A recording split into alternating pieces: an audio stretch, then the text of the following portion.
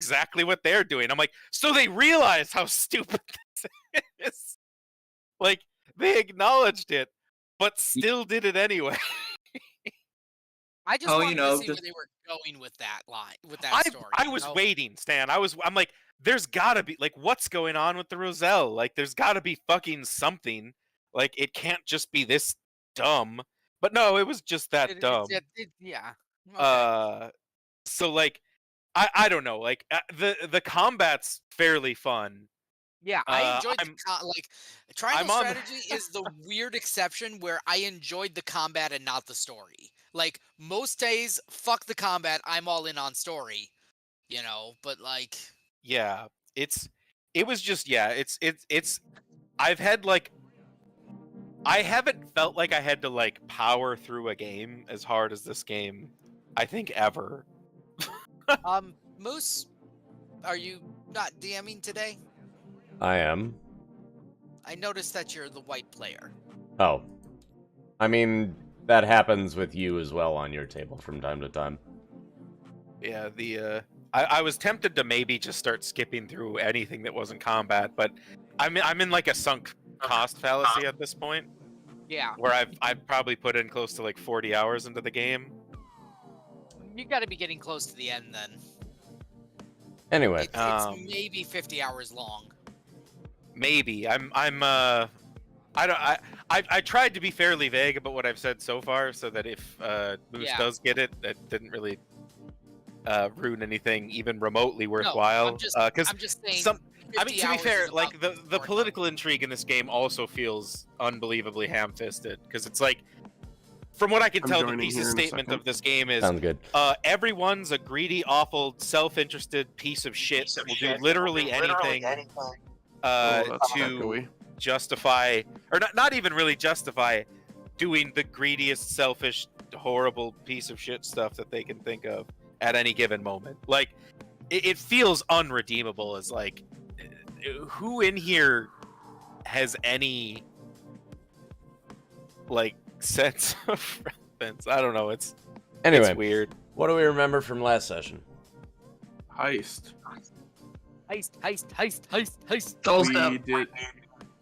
We did not explore a lot of the compound. That's what I remember. We got in, got out. I mean, technically, we saw basically the whole thing. Oh, shit. We were very good at being sneaky.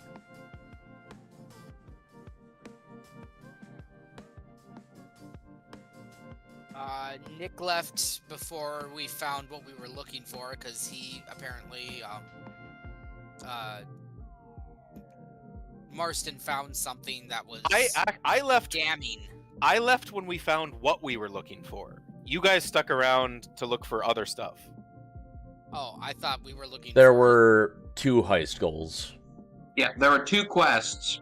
You left after one of the goals was completed. Yeah, I basically to sort of secure that information just in case things went to shit. Marston made the call to basically leave with the I guess I was still a bit character specific, but like what we were sent here for. Kimbryn was also looking for something specifically as well, and we hadn't found that yet. But it sounds like you guys managed to find that. We did. Yeah.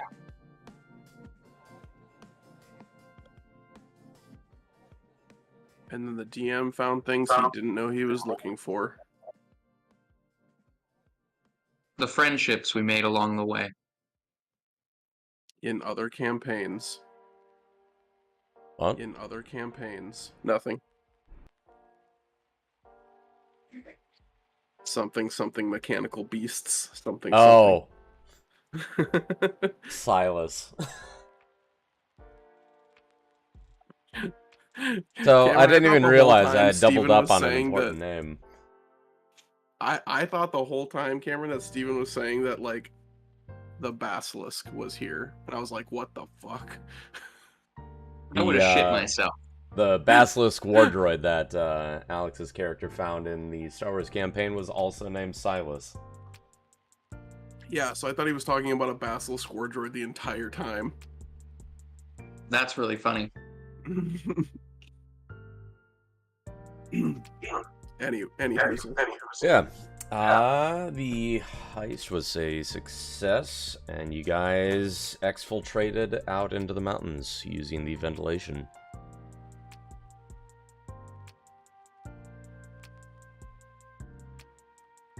Right, we gotta make our way, where's our meeting point? Back at the office. To the office. Yeah, so we'll pick up with you guys,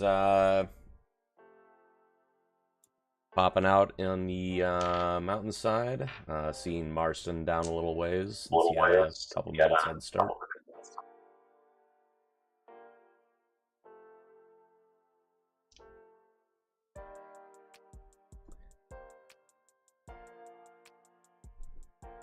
Okay.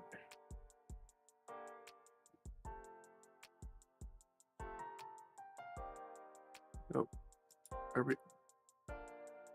Did something happen, or are we all just quiet?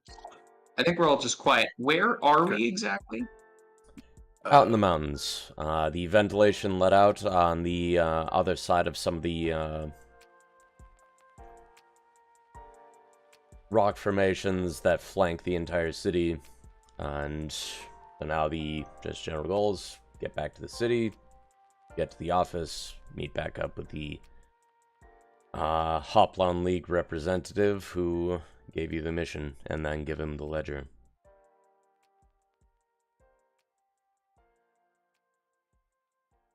How long would it take from like the mountainside to get back to the city?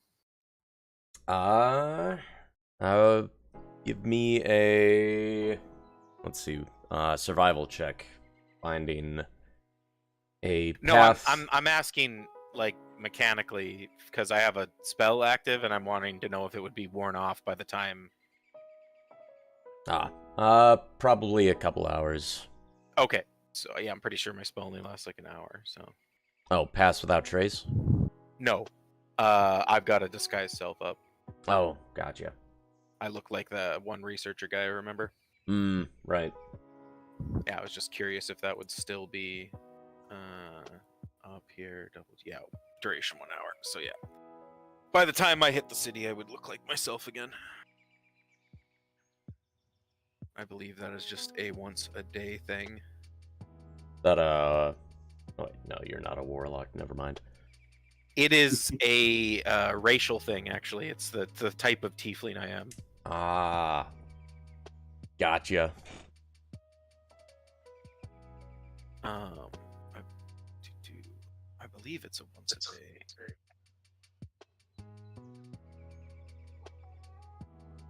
Fuck is that? Yeah, once a long rest.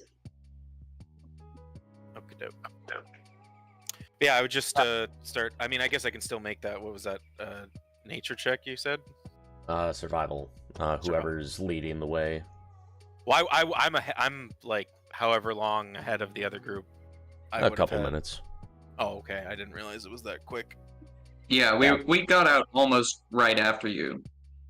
Like, I don't know how likely it is that you're like so far ahead that we couldn't, spot you or catch up to you. Yeah, if we're like, if this is like a mostly backwoods sort of mountain path or mountain area, I'm guessing by virtue of you guys having the high ground, you'd probably spot me just slightly further down the mountain than you at some point. And there's just like nobody else around, Yeah. It's like, yes, movement over there. Who could it be? Yeah, I got a 14. Just kind of, I am trying to The boogeyman. stay as hidden as I can, just in case they do have like lookouts around the area. With the next group coming out, which one of you guys wants to roll a survival check? My stealth was a 26. Ooh, indeed. It should not be me. I have a +2, so I'm aggressively mediocre. Great term. That's much better. Great phrase. I am half as good as you at that. The Okay. The mountain plus dwarf one. that lived out in rural mountains. Absolutely. I lived in a tribe. We were fine. I was you know what? Don't ask why. You, mountain Just dwarf, a very help us with these industrialized mountains. I don't society. know about mountains. He never had to do a hard day's work in his life. Look, I was the smith. I didn't have to go forage, okay? All right, I'm rolling a survival check. 11. All right. That is enough to not get lost. So, Yay! Bare minimum, just like school. that said, both you guys and Marston are traveling at about the same pace, so you'll get into the city at around the same time. Excellent. Sounds good. How long do you think it is before they realize the ledger is missing, though? That's a great That's question. a very good You guys- question. There's two things that they could assume foul play or some kind of accident started the fire. I'm guessing they'll assume foul play because I believe you also left a bunch of cabbages in the flames. I'm pretty sure that was us getting rid of the evidence.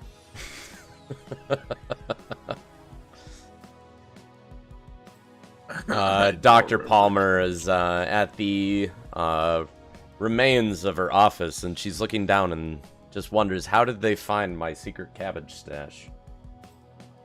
My cabbages.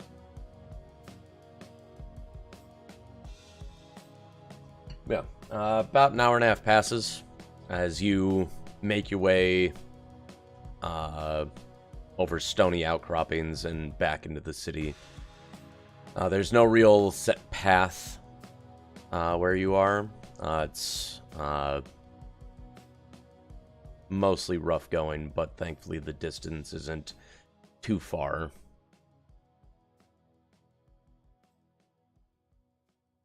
And you've descended back down into the city and are able to make your way back to the office where you had the meeting with the DHL.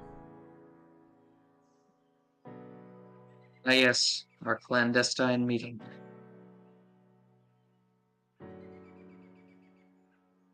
Where they hired us losers. To I do mean, to something be fair, they they could are have done a themselves. realty company, so...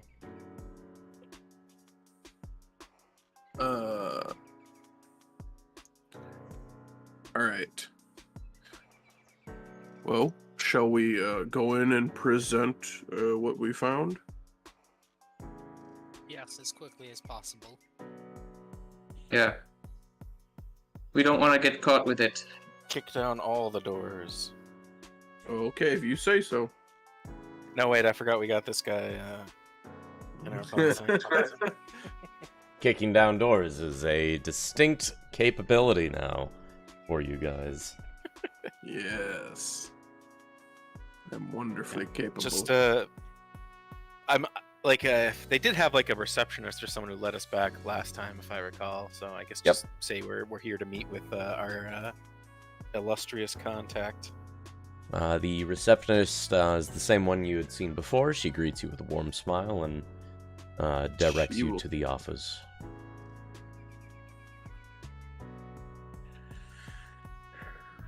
I shall instruct her to kick down the door. She's not strong enough. You It's make it not to the enough. office. Just as before, it opens on its own to allow you in, and the gentleman from before is sitting at his desk and greets you with a wave and a gesture to come on in. I don't think the latch on your door works. It keeps opening. It's working perfectly fine then. Okay. What good is a door that doesn't open? I'm not trying to make a vault. Yeah, bro. You've given me profound knowledge. I will remember this. It's part of my job, I suppose. Now, please, come on in. Tell me how it went, and if you have the parcel, I will accept it. We definitely found what you were looking for, and I believe this needs to be acted upon with haste. He holds out his hand to take it.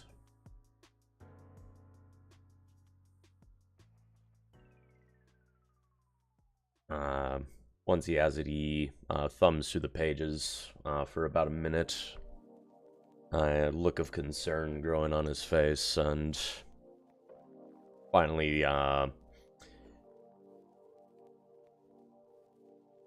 not quite happiness, but relief. Oh, this is exactly what we were looking for. Thank you. But that doesn't change the fact that it is concerning.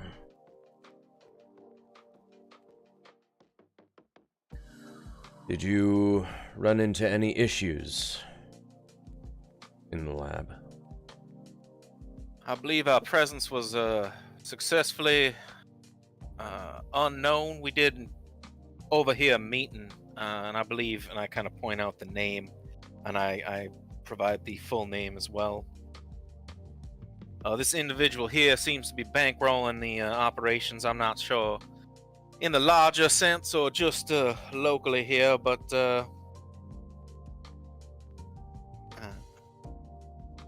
I think starting your sort of focus there might be pertinent. He looks at the name. Ah, yes, Mr. Clark. We are familiar with him.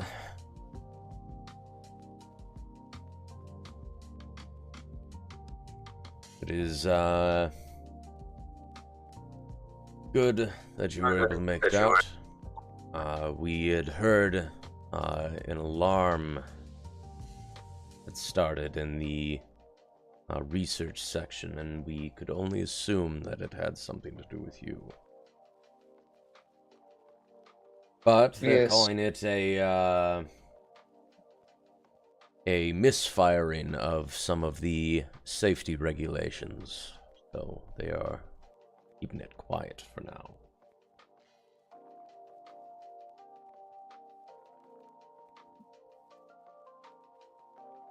That said, I'm unsure as of right now whether there is any concerted effort to begin a manhunt, or if they are simply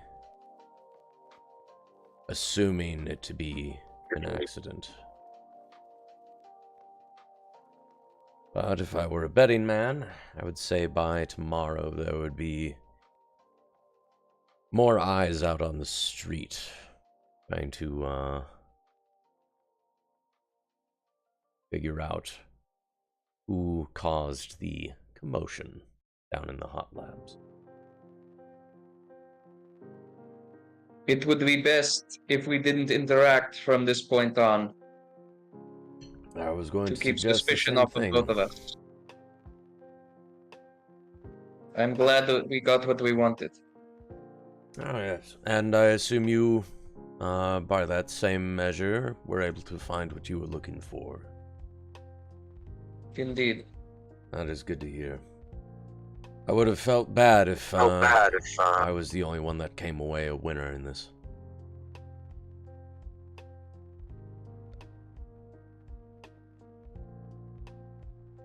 If that was the case, we might have made you pay for your information.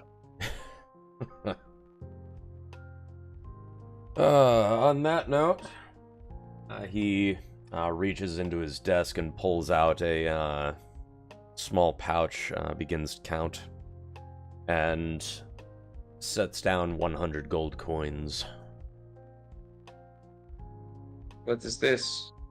It's payment. You did well. Had there been more complications, I probably would have withheld it, but We at the Bronze Hoplon League like to reward a job well done. Think of it as making you more amenable to potentially working with us in the future.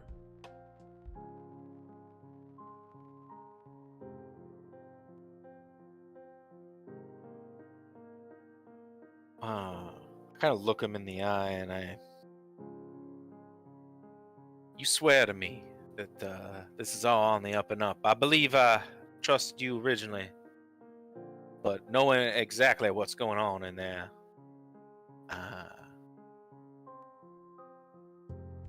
I can't express the level to which my blood is boiling right now.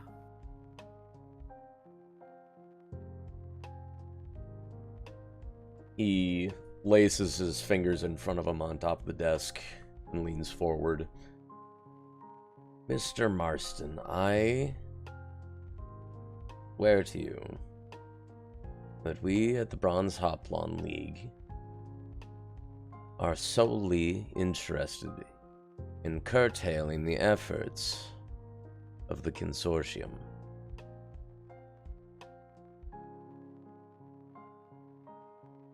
Is he telling the truth? Roll me insight. I mean, I rolled a nat 20 on the insight check last time. Let's see if I can do it again. It was not a nat 20. It's a 9. That is, in fact, not a nat 20. I got a 22. He is being honest. At least as far as he himself is concerned, he wants to stop the consortium. Right. We believe he is telling the truth.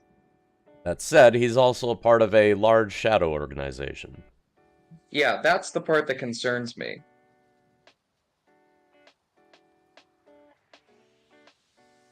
Making sure we're all cool with handing over this information to an organization we don't really know.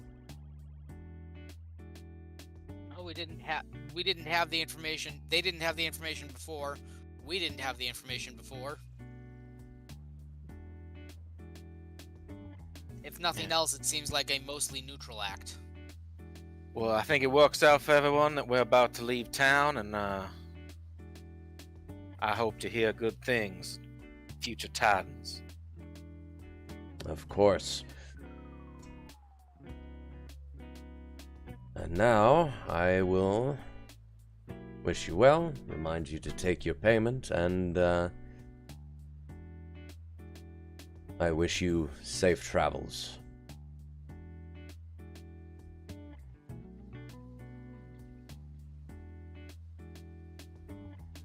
Best of luck to you.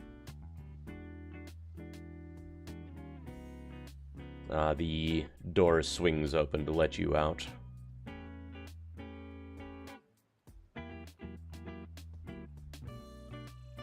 I leave.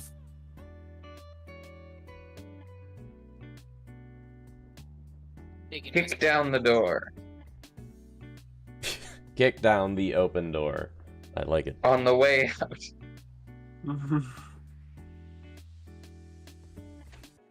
The I ultimate examine the disrespect. hinges. The hinges look fine. I leave. All right. Once you're out of the building, and once you go to divvy up the payment, inside the pouch you'll also find a smaller pouch containing a small stone and a note that reads, "We'll be in touch." Was this a sending stone? You're not sure right now. Do you have Identify? I do. Sure don't. Those 25 each, right? Yep. Yes, for 4 of you. I do have Identify. It'll take me a little bit longer to run because it's a ritual, but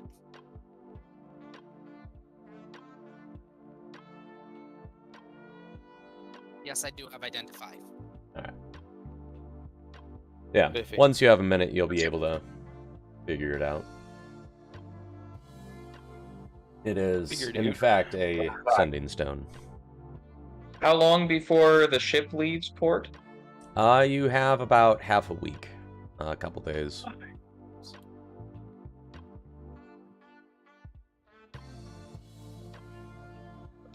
What do you guys think is going to be the safest laying low option? Do you think it's the ship or the inn? The inn for sure. I agree. If it is as magical as it seems.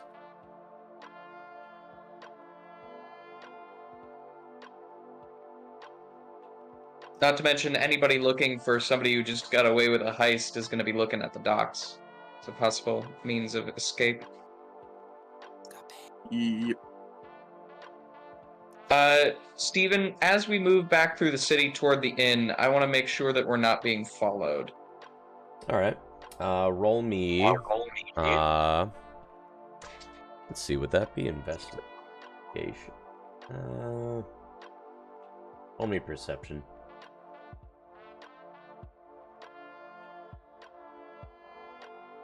19. 19. It is a fairly standard day in the city from what you've seen so far. Nothing particularly eventful is taking place. So the crowds are fairly standard. You don't notice any suspicious figures following you for longer than a block or so of just coincidentally heading the same direction. Okay, thank you.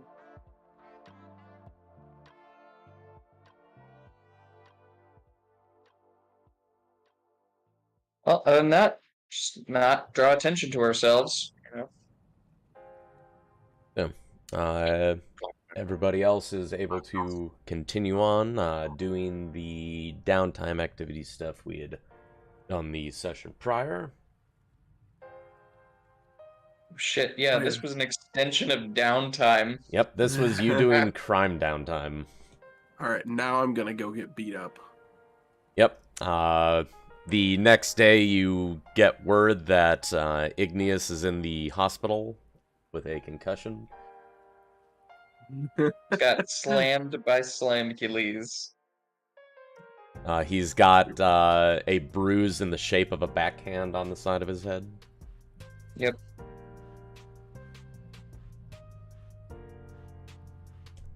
But amid all of it, Did he he seems get a very happy commemorative about t-shirt it. like Slamcules beat the ever-loving shit out of me? I think I got a signed picture. Yeah, you got an autograph. Yeah. That'll do. Even better.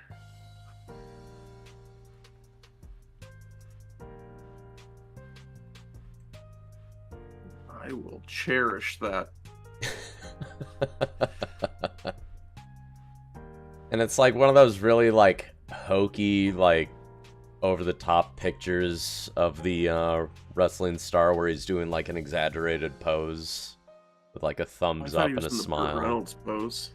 Right, the Burt Reynolds pose. Yeah, he's Burt Reynolds laying on his lion cape or whatever. Yeah, that's what it was. It was over the top in one way or another. We knew that. That was the information retained. Alex, I do like the idea that Slamcules like behaves like a professional wrestler, though. That's really funny. Alex, after you wake up, you hear from one of the nurses that had been attending you, talking about the fact that, well, he's in town. Slamcules is also going to be doing some public events, well, before leaving. What? I gotta go. The boulder is no longer conflicted. I know my path. I must roll on towards the public event. The boulder is he no gonna get the longer shit kicked out of him conflicted. twice in as many days? Depends on if he picks a fight. I mean, he'd show up and be like, "Please choke slam me, Daddy."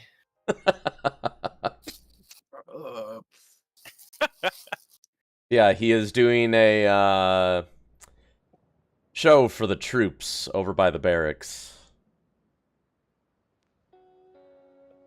Sort of a USO tour kind of thing? Yeah. Boy, I could just try and blend in with my armor and my halberd, and I could just try and go to the show. Oh my god. I don't think the phrase "blend in with my armor and halberd" has ever been said before. I mean, I want to go see what it's all about.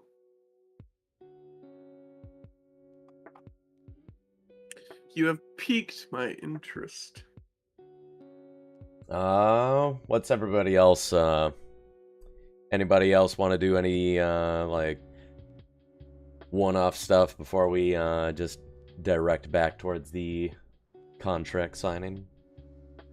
I'm going to approach, Gareth and just let him know, hey, this rock that they gave us is in fact magical. It's a means of recontacting us. Does it work both ways, or just them contacting us? Steven? It is a one-way receiver up until it is activated. So, they would contact you, then you would be able to send a reply. One way until we get an activation. Can they hear us through it right now? No. It is currently inactive. So they're going to be spying on us with it. Well, I could put it in a bag of holding and then they wouldn't be able to hear anything other than the deep void of an extra-dimensional prison. Really?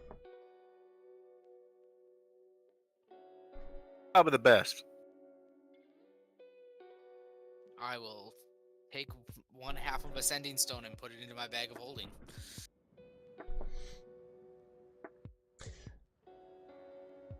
Would you be able to hear it when it activates if it's in there? Probably not unless the bag was open. Oh, maybe it is not such a great idea then. I guess if we're trusting them, we could just leave it out. You pull the stone out and it's like, we've been trying to contact you for 3 weeks. About your car's extended warranty.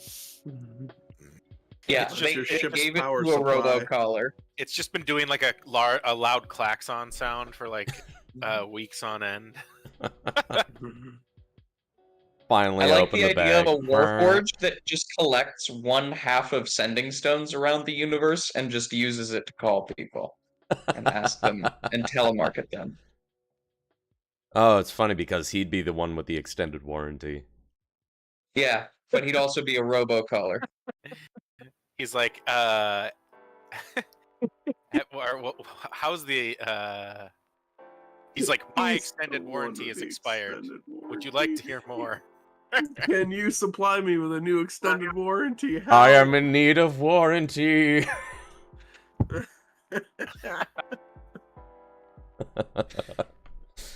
Wow. Oh, yeah, I suppose that's just health insurance for a warforged. I was gonna say, does a warforge just have an extended warranty instead of health insurance? Yeah, that's just At health that point, insurance.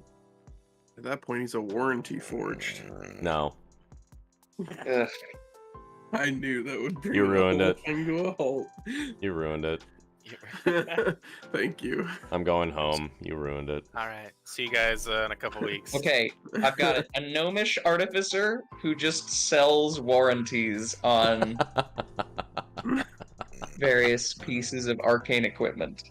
Don't make him that's do funny. it. He'll do it. Oh, I love the idea of a gnomish, like, auto salesman. oh man, that's funny. Anyway. So yeah, you've got the sending stone. Imran, did you want to do any one-off stuff before I cut to the... Yeah, I want to pour over the information that we've acquired. All right. Now we're doing some research. Bing, bang, boom. Roll me. Now this is pod racing. What do I want you to roll me?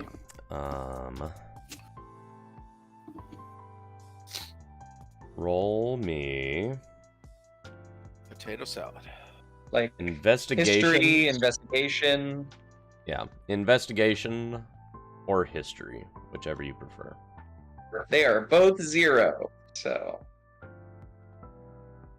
we got this.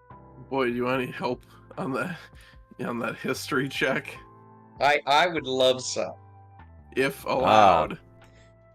I mean, I I would, actually have but history. you just woke up in the hospital and are on your way that's to right. a Slamkillies event. Yeah, you're a little busy. It's okay. That's right. I'm too busy fanboying. And to be fair, we have a lot of time with this. This is my initial research. And Yeah. it is a 13. A 13. You open up the research journal, and oh man, Dr. Palmer has a really dry, uninteresting way of writing. Great.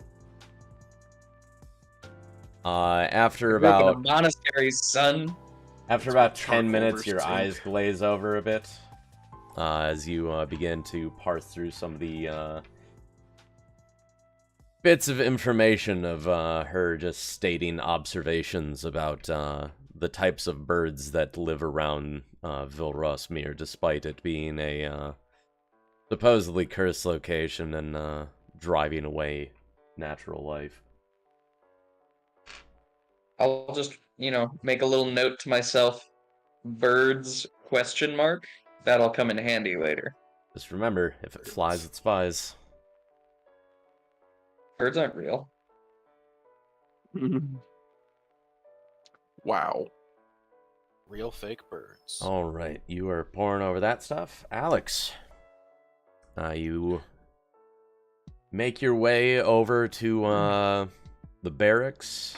You see the line of uniform military buildings, and you can hear through the row of buildings off near the parade grounds the sound of cheering and boisterous talking. Slam Q-Lees! Slam Q-Lees! Yeah, I'm going that direction. You do notice that there are a couple of patrols where this is still a military compound. Are you gonna try and sneak Country in? Valley boy, I don't know much about that.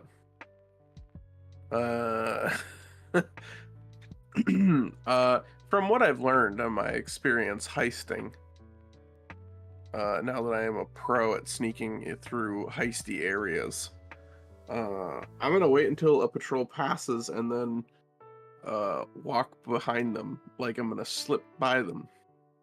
All right. Roll me a stealth check. Hell yeah. That is perfectly average. 4 and 11. All right, with an 11. You wait until one of the patrols passes, and you begin to walk behind them, all nonchalant-like. I'm you not hear like them following them, I'm just like doing the thing where like I Yeah. wait from the pass and I cross. Don't be suspicious. Don't as be they're suspicious. passing. You hear them whinging a bit about needing to be on patrol while Slamkeelies is performing. And yeah, with an 11, you manage to slip in. Hell yeah. I'm gonna walk like I belong, and I'm gonna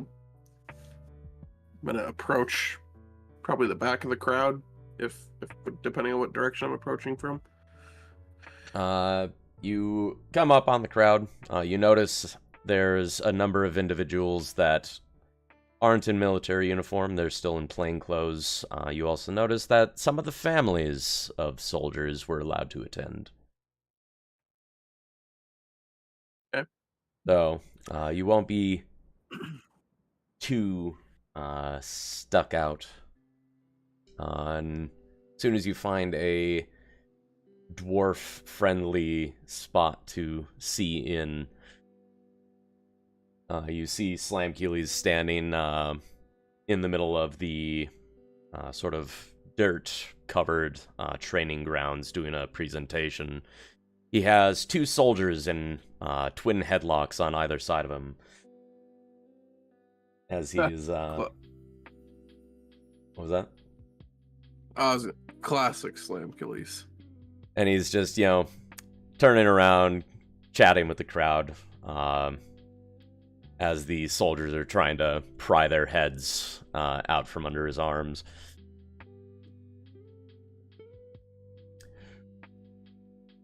Now, everybody, what should I do with my two gracious volunteers here?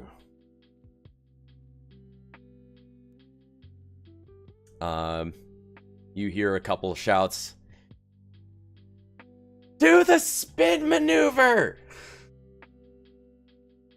I was just about to say that.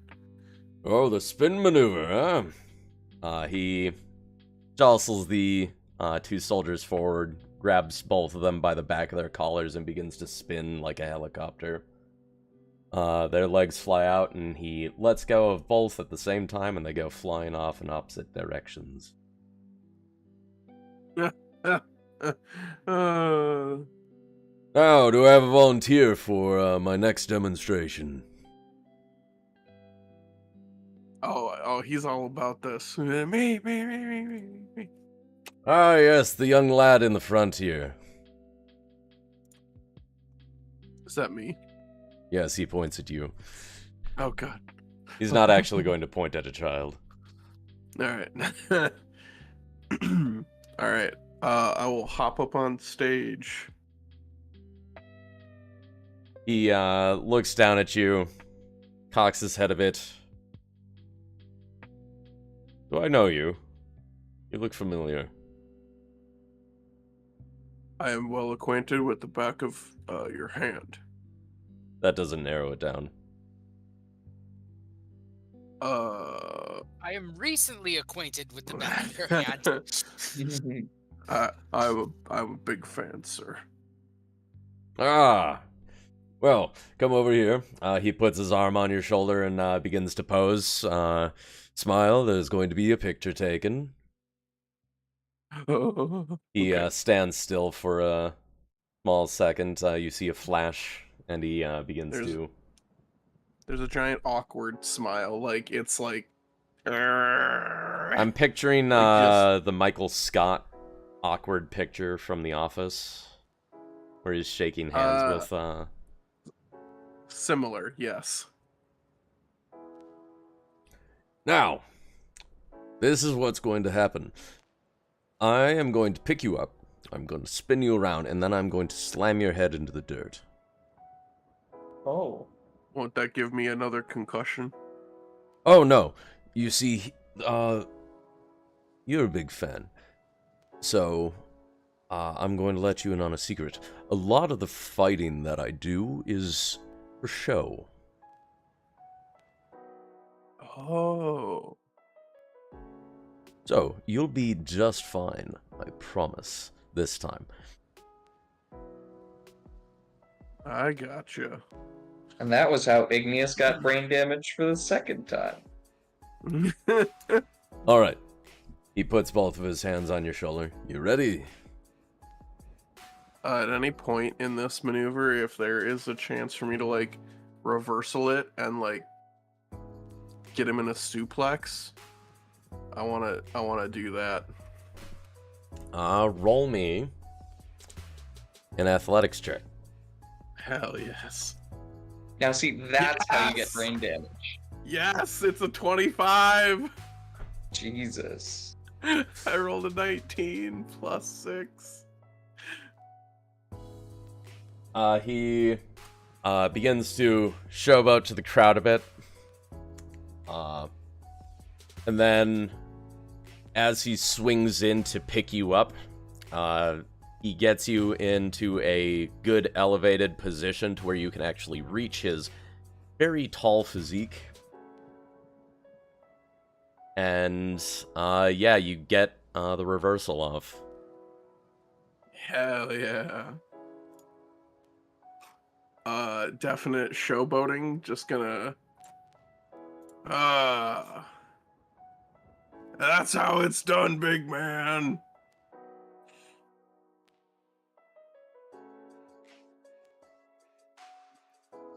The crowd goes silent as they're a bit confused as to what they just saw. And you hear a couple boos coming from the crowd as well. You've made yourself a heel. I'm gonna offer my hand to help him up. He takes your hand, pulls you forward into his arm, and slams you into the ground. Yep. I'm gonna do a big flop. Oh no. Playtime is over. Uh-oh. Alright. I'm gonna roll back to my feet and square up and just like, alright, here we go. Like, getting ready for a Concussion grapple. incoming. Come on, what do you got? What do you got? He clenches both of his fists to the point where the knuckles crack. Uh-oh. And begins to slowly walk towards you. I'm gonna rush him and try and slip under his, try and slip behind him, and this time do a reverse suplex slam,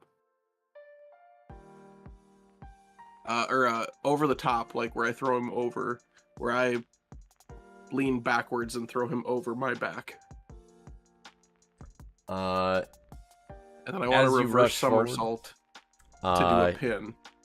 You're not sure where he was keeping it, behind his back and under his cape, but he pulls out a plank of wood and just slams it against the side of your head. Oh no. It's Slam Killies yes. with the wood The pole. old plank of wood maneuver. Somebody! Mick Foley. Throw me a No, chair. he's got hammer space. An attendant runs forward and hands him a chair. Some lady in the crowd, give him the chair!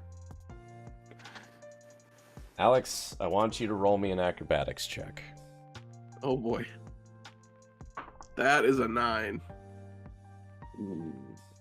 No bueno. Begin to try to move out of the way as the chair slams into your back. Oh. Slam Keeley's poses for the crowd. There's much cheering, and he looks over. I'd recommend you return to your seat before you do get another concussion.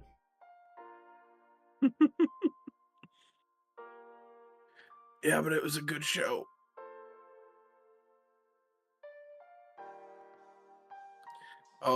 Limp off stage and go, I'll get you next time, Slam Gillies. I don't even know who you are. Damn. Savage.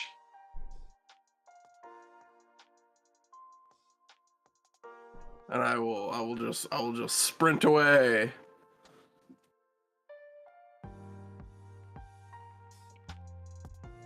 Yeah, a little more Slam Keelys for you. I will regale my companions about how I got to wrestle with Slam Keelys again. And I almost had him. It was so close. Times like this make me miss Pathfinder's combat maneuver bonus. That's why Slam Killies always wins. He does have a CMB. The rest of the 5th ed characters don't.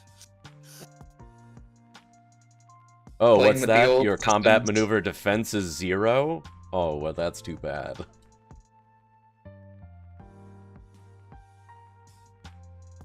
He also just has an armor class of 30, because that was possible.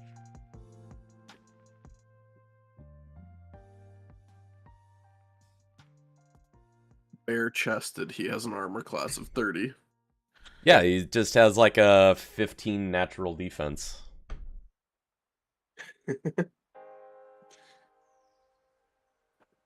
Okay. He adds charisma and constitution to his defense. And both scores are plus 10. Oh god, is he a swashbuckler barbarian? Swashbarian? Oh my god. That would be a terrible class combination. I love it. Make it so. I'm just saying, brutal critical plus sneak attack sounds pretty disgusting. Anyway, later in the day, you guys hadn't seen Igneous for a while, and you see him come back to the Wayfarer, a little bruised and battered, but clutching an autographed picture. How was your time at the barracks? It was wonderful. I'm sure.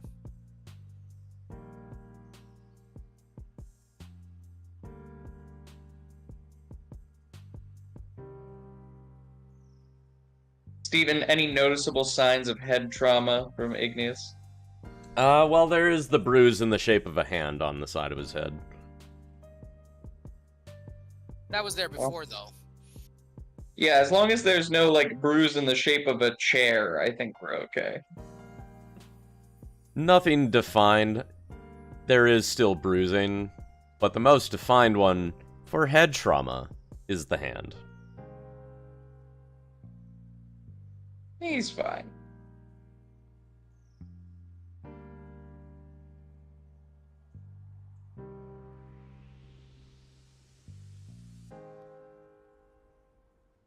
Yes, we had a lovely day.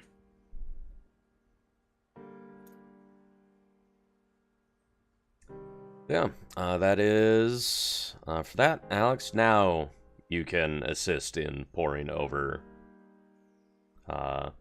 research notes.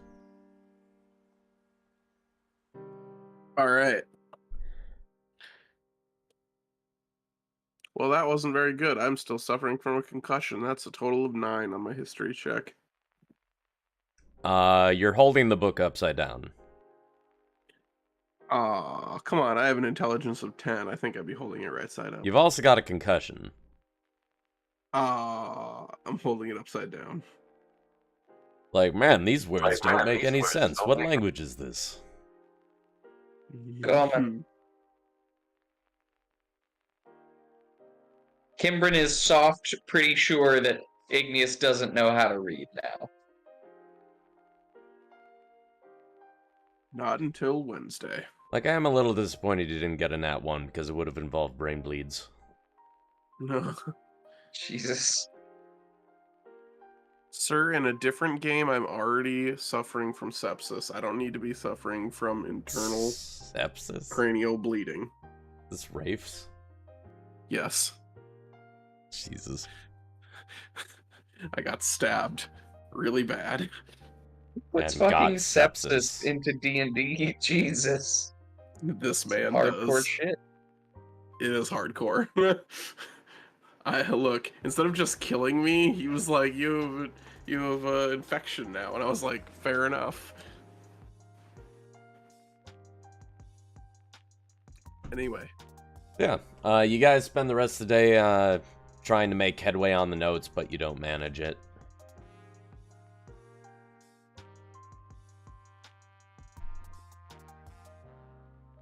I will have you guys make one more check before we move on to ship stuff. to discover information. Yeah. Just for research for the rest of the week. Okay, another history check. That was one better with a 10. I got an 18. Hey. Alex, you're still not quite sure what you're reading as you're looking over some of the loose pieces of paper from the notebook. Kimbrin, though, you find the part where Palmer begins to detail the excursion into Vilrosmere and some of the conditions that the research party came across, ranging from the fact that the mountain was permeated by hundreds of not really cave systems, but it felt almost as though like it was a giant anthill almost, with just tunnels going every direction, to the point where she hypothesized that at least a quarter of Vilrosmere was hollow. Wow. And also hypothesizing that who knows how much of the mountain range hasn't been seen in over 1,000 years, and what could possibly be living in the dark. Thanks, I hate it. Fucking dramatic irony, man.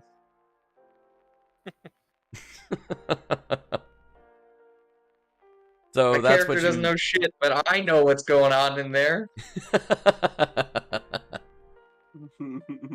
So that's the start. You'll be able to get more information, but you've got the bit where she's beginning to detail it. Lovely. Okay. And with that, we will cut to the end of the 2-week downtime.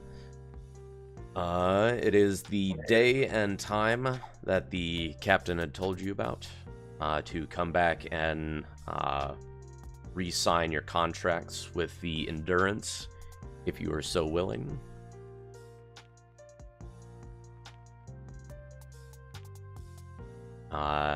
The location he had given, they have a similar to the scenario where you had signed up the first time. They have rented out a tavern down on Main Street and are conducting interviews there.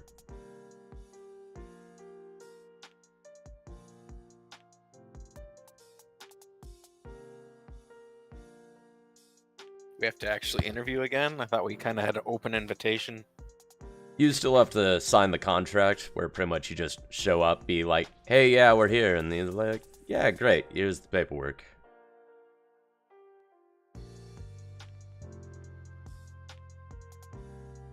Great. Let's do it. Yes, our previous contracts, all of us, will be honored, yes. You show up at the tavern. You see a line of people standing outside. But returning employees are able to just go right in. Stan, you see Borson the half-orc standing in line. All right. He waves to you. Hello! Hello, Sid. Orson? I'm also keeping an eye out for, I know his name. Hammond. Hammond, yeah. Just to make sure that he is not getting into trouble and is where he should be signing up at. Oh, he has tried to run off before, but he reaches into a small cluster of people and pulls Hammond out by the scruff. Weasel Man is right here.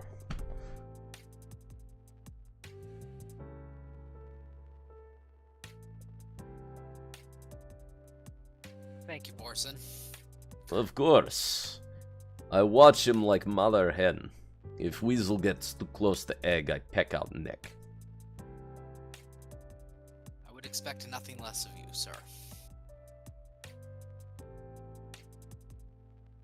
See you on ship. See you on the ship. I will, approach and sign. No fuss, no muss. Yeah, the quartermaster sees you guys and waves you over to a side table and just hands you the paperwork.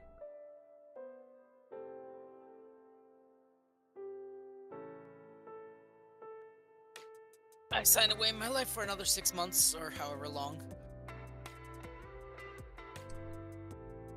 The joy of being a sailor.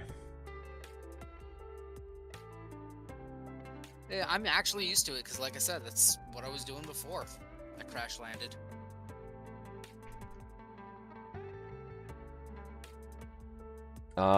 You'll notice that in the contract they have upped your promised payment at the end. You damn right they did. The first voyage through, you were promised the payment of 500 gold, and then bonuses on top. This one they are promising a payout of 1,000 gold per person, plus bonuses.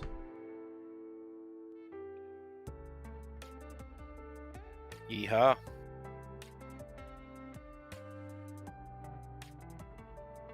Yeah. The quartermaster does lean in, though, to you guys and say, there is a slight addendum to your contracts pertaining to certain sensitive parcels. It must just contractual mumbo-jumbo, making sure that we all stay on the same page about things that need to stay hush-hush.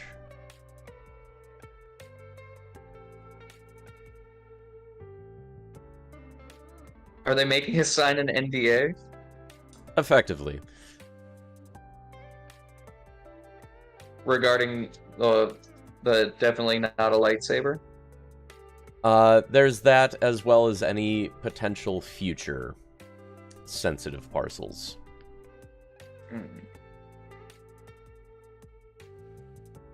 Is this for everyone? Everybody in Courier Team B. This is the we get the good stuff agreement. Yes, it'll be, select The State parcels. Department just came by and read us in. Oh, ow.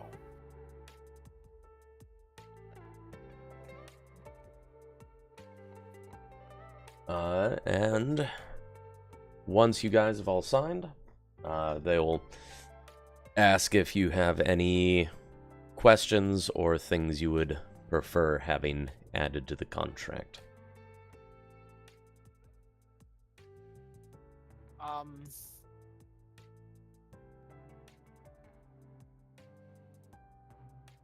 Taco Increased Tuesday? fear about- Taco Tuesday? Increased fear about potential upgrades. Run that by me one more time. Increased fear about potential upgrades. Here. Gotcha.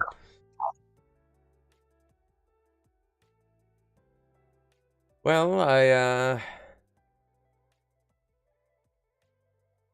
I can definitely see about adding it to the contract, but I don't think it'll be particularly necessary.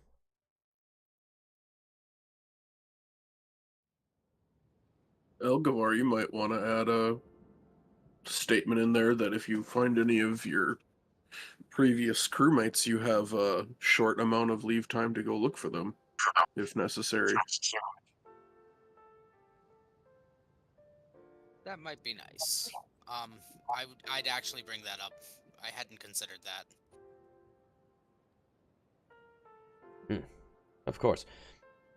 He pulls out some loose parchment and begins writing down addendums you wish added. I can definitely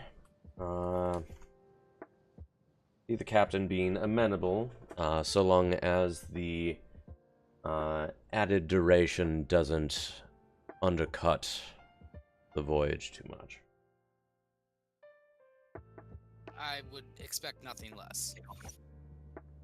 We were waylaid on the way here. We are hoping for a smooth voyage on this next leg.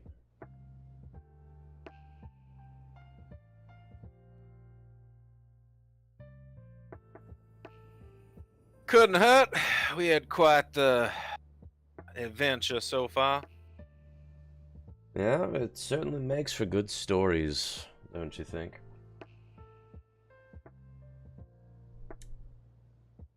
He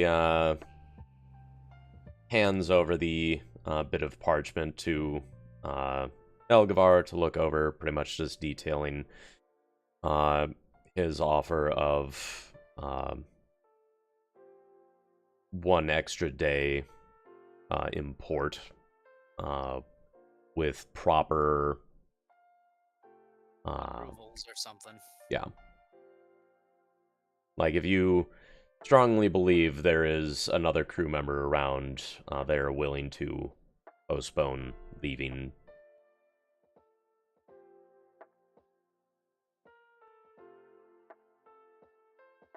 And as you're reading that over, the quartermaster looks at Marston.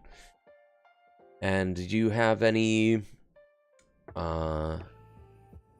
special cargo you need paperwork for? This time around, I believe free agent currently. Very well. In that case, if you have nothing else you wish to add to your contract, we can get it signed and you all on your way. As long as our current arrangement's still intact, in case I do find any sort of extra cargo, I believe I don't have any complaints. Of course.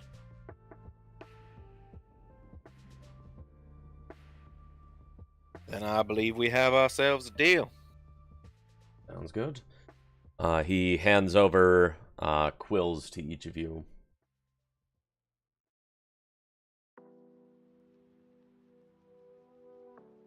Take it, sign.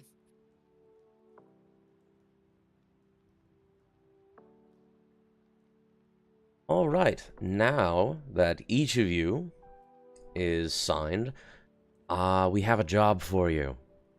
Yay. They tricked us. Turn that around real contract quick. actually says no jobs within the first 24 hours of signing. Nope. Damn. So, follow me to the back room. We head back there.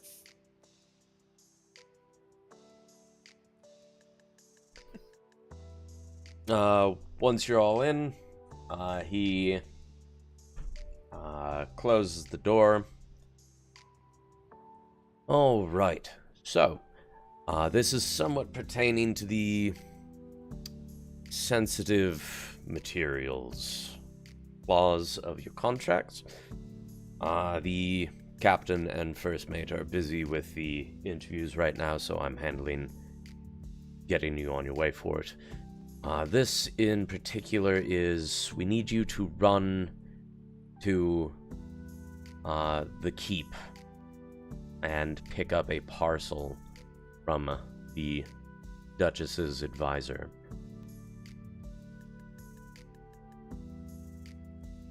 That seems relatively straightforward. Oh, yes. What's the name? You will be looking for Advisor Hatham.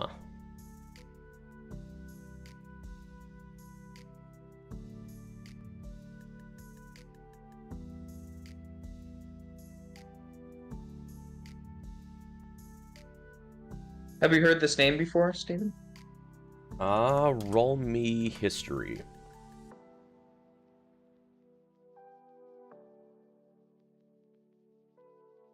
2.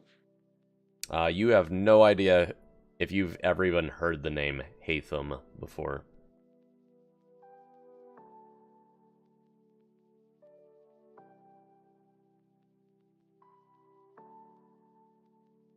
Good. I didn't want to know this name anyway. So. Knowing things is for chumps. Certainly is. Jessica never knew anything ever, and look how well she did.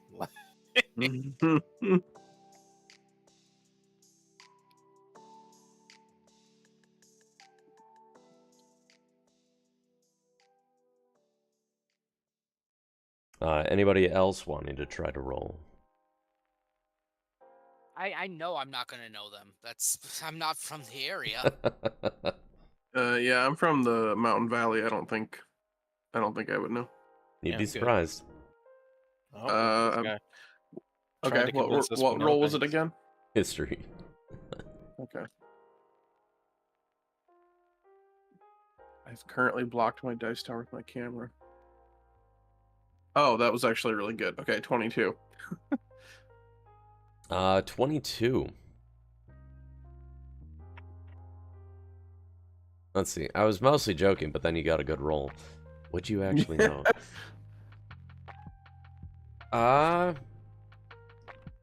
You've heard the name mentioned a bit as you've been in town, where he is the more personable individual within the Duchess's court.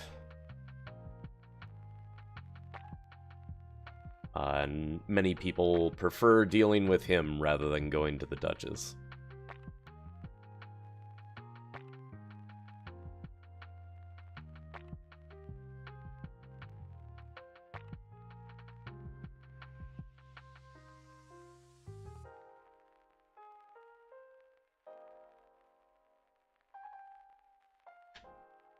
Okay, his name. How do you spell Hatham? That is going to be Haythem.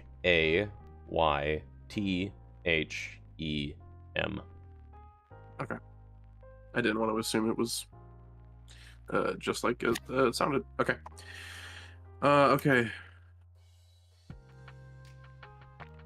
I will relay that information to the party. He's more approachable than a lot of the people within the Duchess's court.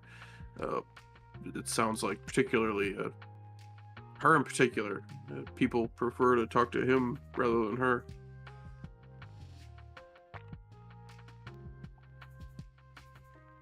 Any particular place we can find this man, or should we just start wandering around? At the castle.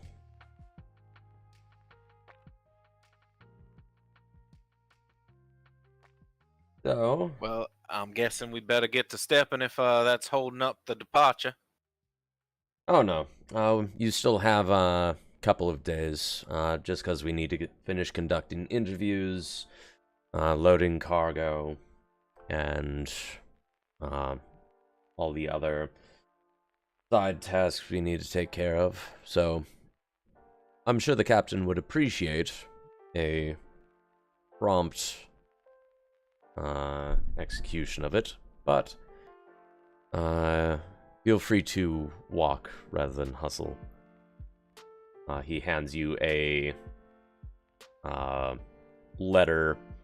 This will get you past the guard post.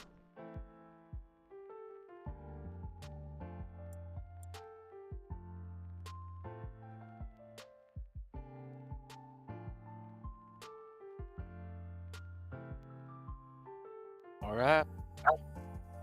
Not saying that we should do anything, but for the record, this would be a great opportunity for a second heist. It's true. You could rob the Duchess. We're heist crazy now. Got a taste of it. For real heisty for a heist.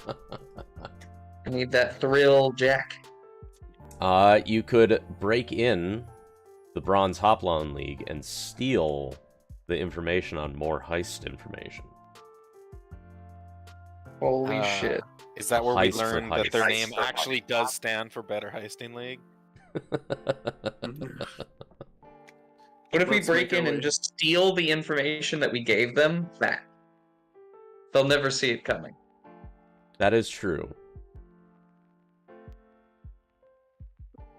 We must make our way to the next heist. Post heist. Ugh. In the keep, you find a Declaration of Independence. There's a map on the back of it. Aha. We'll be rich, I tells you. Oh no. The next heist location is the Vilrosmere. You break in and steal horrible, horrible stuff. I don't want to go there. Too bad. Yeah. I don't want to. You can't Yeah. make me. I mean, technically I No. can.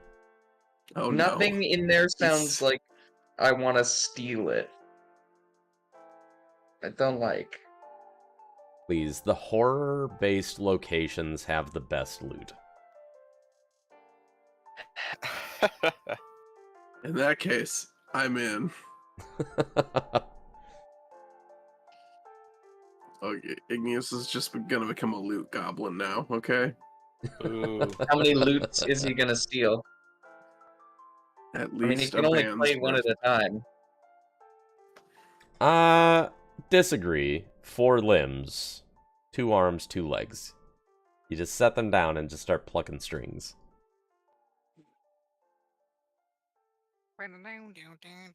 Sure, he can play 4 at a certain degree of quality. It won't be good, but How do you know it won't be good? How do you... Yeah, he's a valley boy. He's a country boy. Do you know his secret talents? playing 4 loots at once, is that one of them? Yeah, we have the College of the 5 loots in the valley, actually.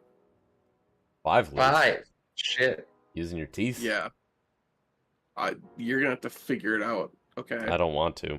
I'm not revealing the secrets of the valley of the College of the 5 loots.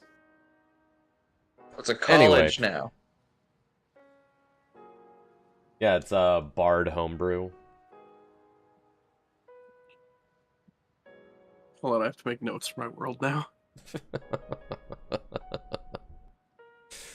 Anyway, you've been given the writ of passage to get you into the keep, and get an audience with the advisor to pick up a package.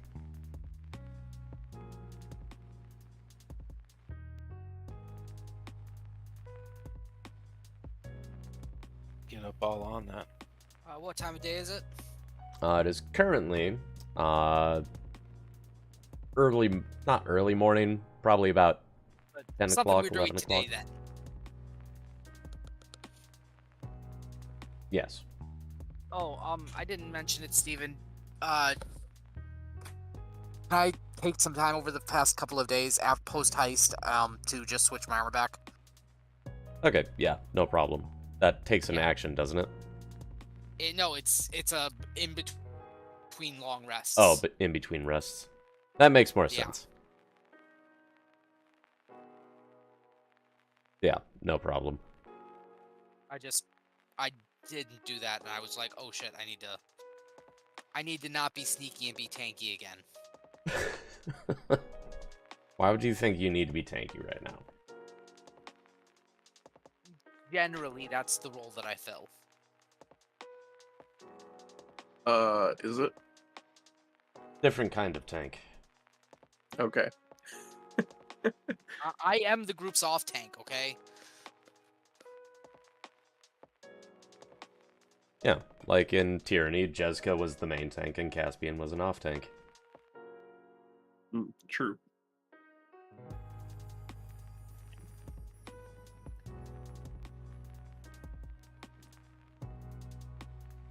Okay. So we're making our way to the court then? Making your castle? way downtown. Walking fast. With purpose. And we're castle bound.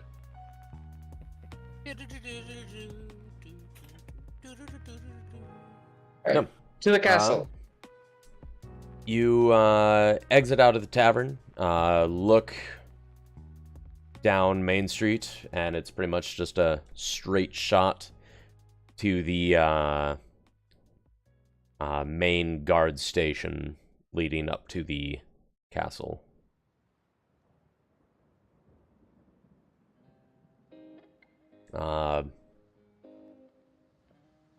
It's something you would have noticed pretty much the entire time you'd been in town, but now that you need to actually go there, it sort of sticks out a bit more.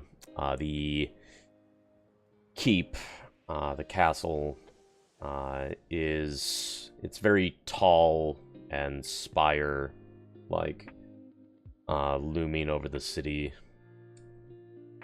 and surrounded on all sides by more rocky outcroppings, and the path leading to it has a couple of very strong fortified guard stations. And the road takes you right to the main one, and you're stopped by a very well-armored and high-tier looking guard. Like, he's above the rank and file. Like, he's wearing nice polished armor, a nice tabard, house crest, that kind of thing.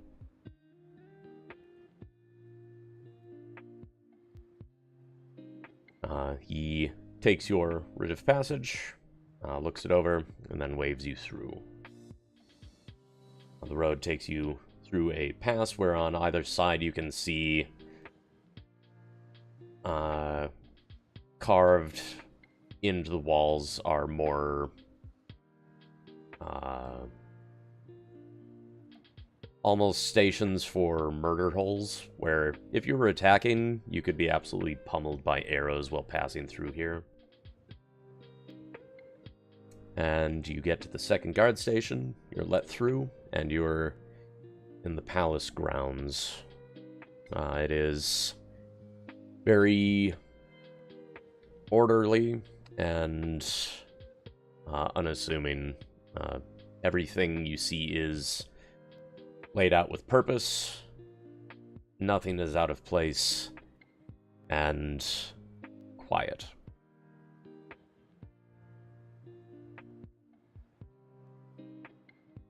As you make your way up to the main doors. Approach and knock politely. The doors are opened, and you figure they are a member of the butlering staff, but even they are wearing, well, less of it, some armor. They're wearing very fine clothing, but on the side they have a pauldron. May I help you? We are here to receive a package. Ah. Your advisor Hatham. Right this way. He begins to walk into the palace, gesturing for you to follow. Proceed. Inside, you see the main hall is very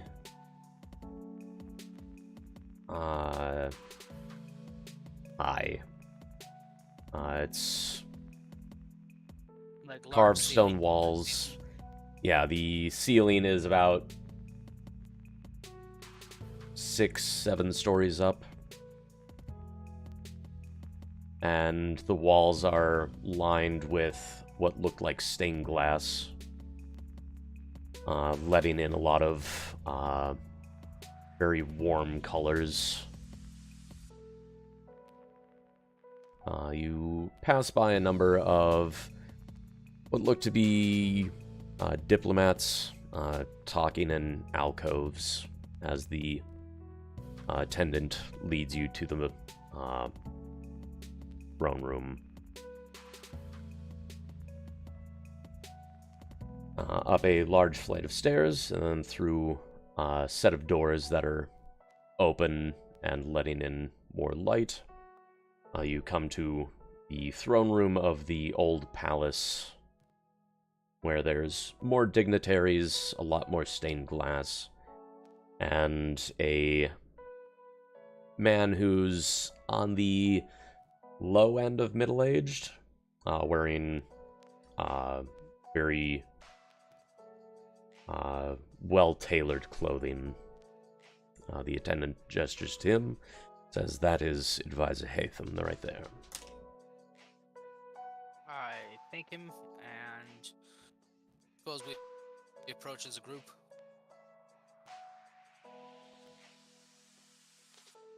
Probably, yeah.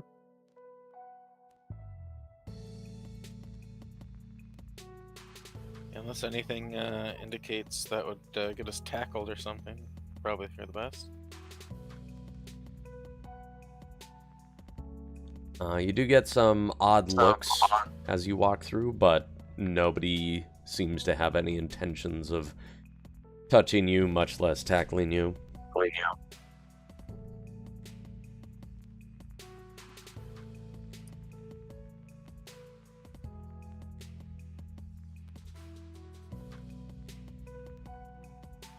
Everything's going well then. Mr. Hatham. The man turns a conversation he was a part of dying down. He looks you over. Can I help you? We are here to pick up a package. We are Courier Team B on the Endurance. Ah, from the Endurance. Is it already that day? Man, this week has really slipped away from me, it seems. He looks at the individual he was talking with and excuses himself. Now, would you please follow me?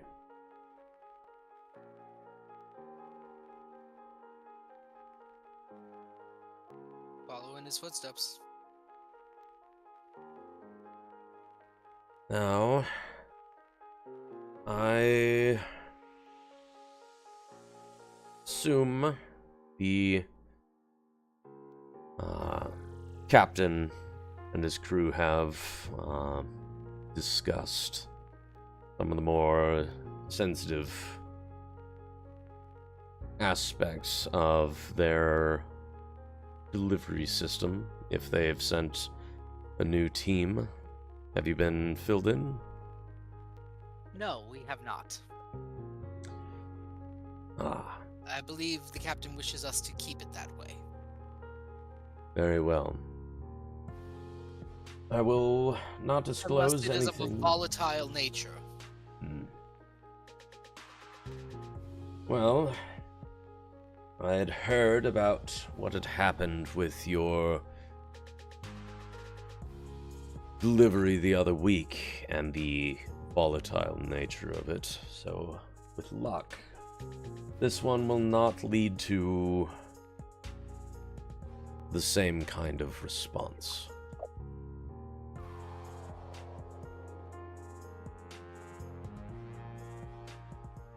He walks out of the throne room and has entered into a side hallway as he's chatting with you, and you are able to look out onto a smaller side training field through some of the openings. And you are able to see armored knights training out in the courtyard, as well as a couple of wyverns off to the side being fed.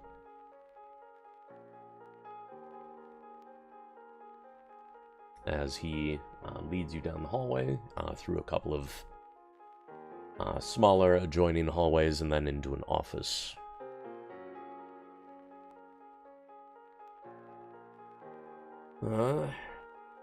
Just one moment. He moves over to the back wall, lifts a painting off, exposing a safe, opens the safe, and withdraws a parcel. Like an envelope, a package, a box? It is about 5 inches by 8 inches. It's a small box. Okay. 5 inches by 8 inches by about maybe 3/4 of an inch deep. All right. I will take it and stow it. That is that. Any particular instructions on the delivery? The captain will have the specifics. The only details I will add is that it is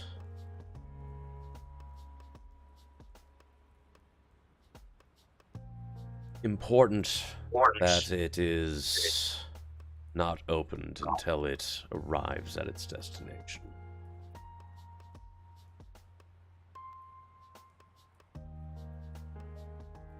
Open it right now. Bold strategy. He admires you for it. Let's chop it in half.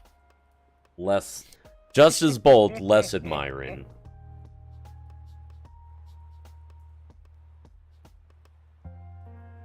Now, guys, hear me out.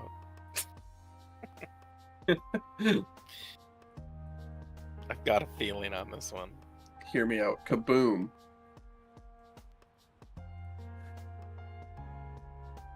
I'm just saying, last secret passage was a lightsaber, so... This one is not a lightsaber, just saying. You don't know that. This one's thermal detonators. That's what I'm saying. Like, I'm not saying it is a lightsaber, just that.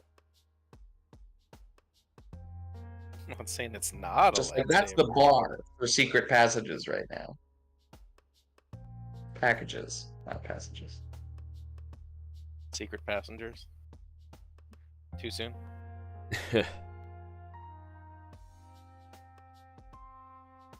No. Telceris is in the box. That's... Oh no. Yeah, just a couple casts of reduced person.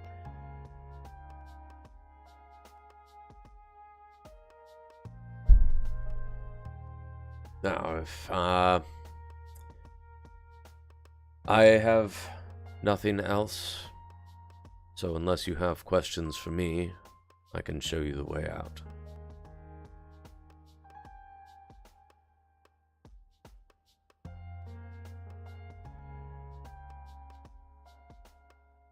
I will follow after him.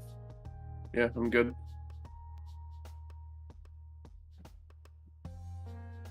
Yep.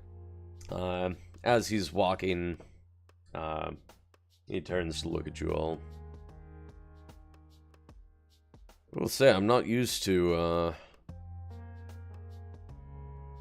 such an efficient courier team, I suppose is the word. Last one that we'd used asked me a lot of questions, so I will admit I was kind of expecting that. Well, I would say, if we are expecting any resistance from delivery? Normally, I would have said no, but Times are changing these days. I would not have expected you to have met resistance with your church delivery, but you did. I make you no promises. I will urge caution, and as well as the warning that there are those that would like to get their hands on this.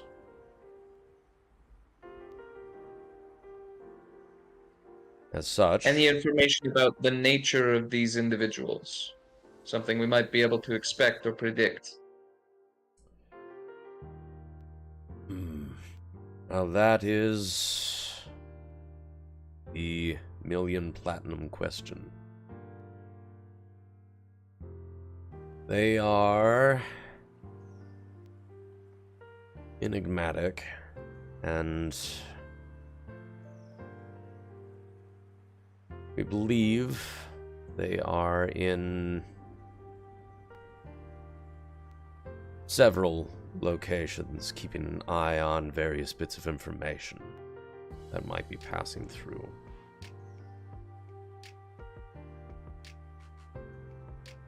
We are, as of yet, unsure of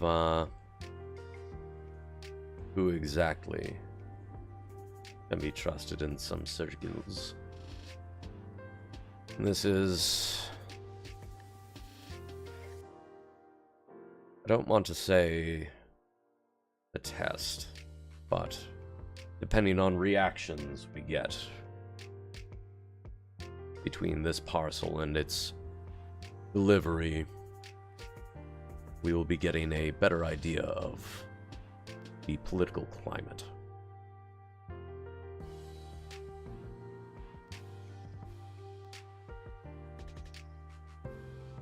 In for a penny, in for a pound. We'll get it where it needs to go. Make sure only relevant parties witness, I suppose. For that, I thank you.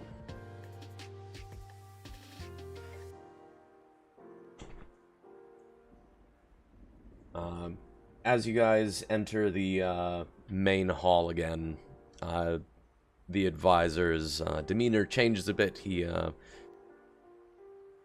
smiles, is laughing a bit, and cuts into acting like he'd been having a somewhat bantery conversation with you all.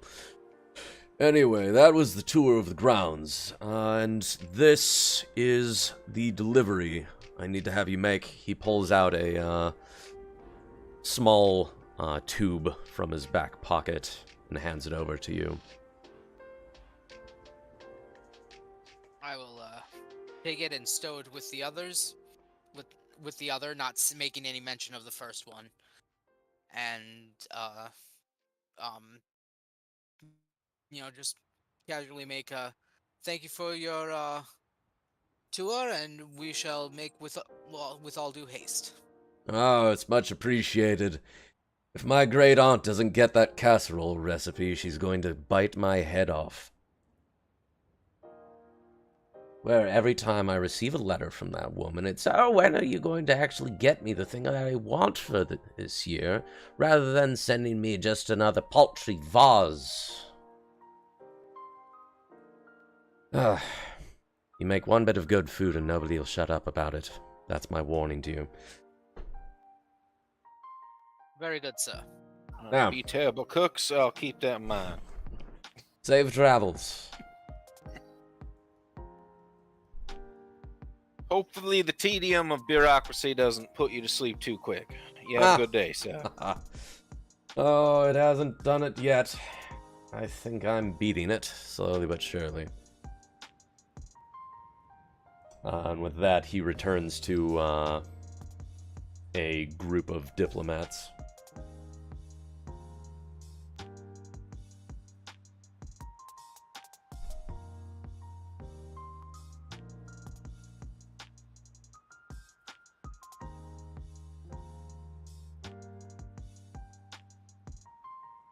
Alright, back to the ship, was it? I've got to run and let the dog out. I'll be right back.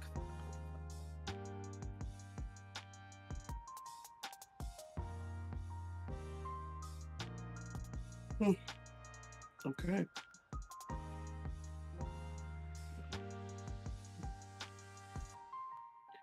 So we have the secret parcel.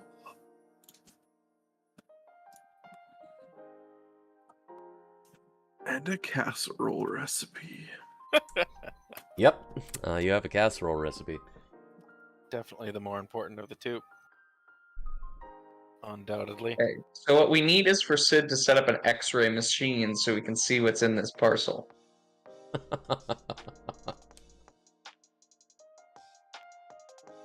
Okay. Actually, there's got to be a spell that lets you see through things, right? I mean, I'd imagine. Would True Sight, is that... No, True Sight just lets you see through illusions. Give me sight beyond sight. So, I mean, if the box was illusory, you'd be able to see through it with True Sight. It's not actually a box. It's actually a casserole recipe. It's the mimic. real casserole recipe, not the fake casserole recipe. Every year at the Royal Potluck, everybody tries to get his recipe.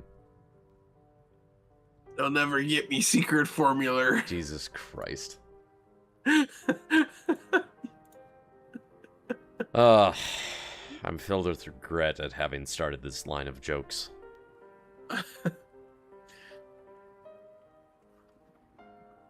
Guessing it's actually strawberry schmiggles.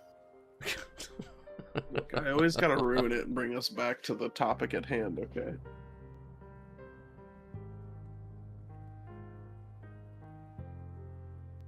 It's my role here. Oh.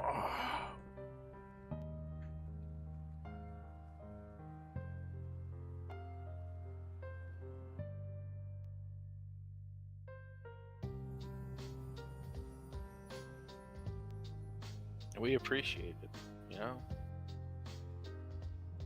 If you didn't do it, who would? Well, probably a DM here, but you know. I don't do things. Never mind, this guy doesn't do things. You don't do things. I don't keep these clowns on track. I'm back. Fool.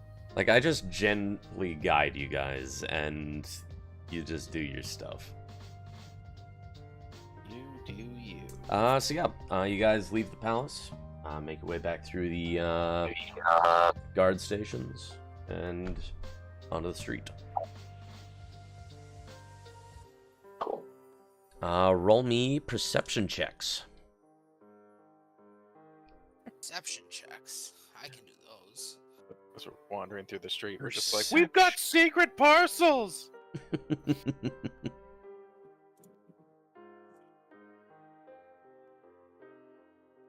Hey! Hey, everybody! 15. 4. 17. I have advantage on perception checks. I rolled a 2 and a 3. Oof. 22. I got a 17. This character can notice things. Marston, you guys are being followed. Yeah, Oh boy. Can I tell, is it like individual, or does it seem to be like a group working together? You noticed at least 2 individuals. Okay, who's holding the 2 packages, the decoy and the real one? I believe I have both of them. Okay, hand off a decoy to either me or Marsden. We're gonna separate, blend in with the crowd. All right. So I like where your head's at, but I think we mix it up even a little further. Hand off the decoy to Kimbrin. Hand me something else, and you stick with Igneous. Keep going. We'll split off in 3 directions. Alternatively, you disguise self, I transform, and we make ourselves 3 versions of Igneous. That on top of what I just said. So basically, we do split 3 different up, like a something that Sidwell just has on him, the decoy, and the original package, and then we also at the same time, fucking shadow clone. And so here's just what basically I've got. immediately walk off. Here's what I've got, guys. So I've got the I'm handing off the decoy recipe to Kimbrin. I'm wrapping up the remains of the elemental prison orb. Oh gosh. And handing it to Marston. And then I head out with the real Igneous. Won't it look suspicious if there's one group that has 2 people? Maybe. Oh, I've got it. So you transform into Igneous. I transform into Sidwell. Sidwell, and then we have That's 2 what I was Igneuses thinking. and 2 Sidwells. Okay, Yeah, that's and what I then was. we That's what I was split- thinking. Split into 2 groups. Split into 2 groups. Um, Alternatively, we just stay ourselves and do a little bit of, 3-card Monty with the object. I think we keep the. Well, we could split off, make another exchange like a few blocks down, basically. So as we're talking and walking, how close are our pursuers or our watchers? They're one of them is keeping a bit of distance. The other one is sort of flanking on the left side of your group, about 20 feet back. And we're like in a crowded city street, right? A decent crowd, yeah. I mean, what I meant is there's enough like ambient city noise. Yeah. I imagine that like someone 20 feet away probably isn't hearing like a hushed conversation. Oh yeah. Okay. All right. So we split off. I'm seeing a good intersection right up ahead.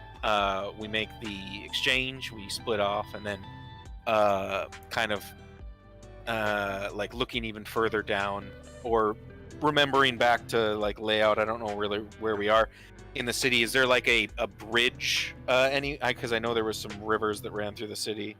Is there like a bridge in like the distance anywhere? Yeah, if you're heading back towards the Wayfarer Inn, you would be crossing a bridge, but heading towards the ship, there wouldn't be. So you would need to take a right, and that would take you towards the river. Okay, what about this? Hand me the decoy, and then I make a break for it, right? I start running and making it very obvious that I'm running. Honestly, right. I kind of like the original plan. I feel like just because one group has 2 people, with how big like if they're directly watching us, they're gonna see all this happen. So like it goes down to mind games at that point, which is kind of the whole point of what we're doing. I think we're overthinking this. Like Sid, we're leaving Igneous with Sidwell because he does have the real one, but that does not mean that they would assume that that's what we were doing. Do you have invisibility yet? No, that's 2nd level. Well, I do have 2nd level spells, but I didn't prep that one. Okay, that's fine. I was just curious.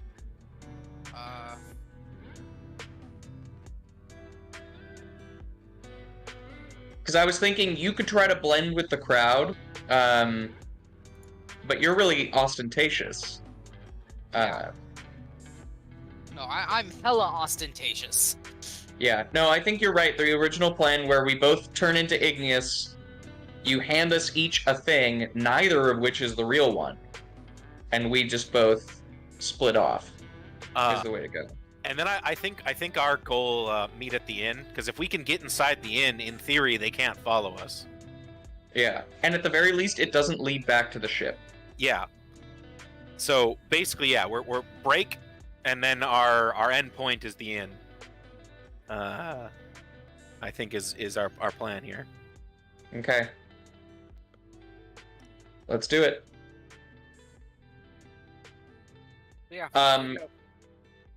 I can also cast Pass Without Trace, so we are just harder to spot. And it's an aura around you, isn't it? No, I can choose up to like 4 or 5 creatures. Really? Okay. I'm pretty sure it's. Does it need to stay within It's a certain within range? like 30 feet of you. Well, I guess the question is it targeted at the time of casting? So like anything within 30 feet, but then it's up? No, I always pictured it as an aura, so I don't know if that was just perception in my mind or if that's Okay. actually. As far as I recall. For the it's an duration, aura. each creature you choose within 30 feet of you has a +10. Yeah, that's a at. Yeah, that's. Well, yeah, so like at is- time of cast, basically. So like the restriction of it is when you cast it, they all need to be nearby. Yeah, that's at So- time of casting.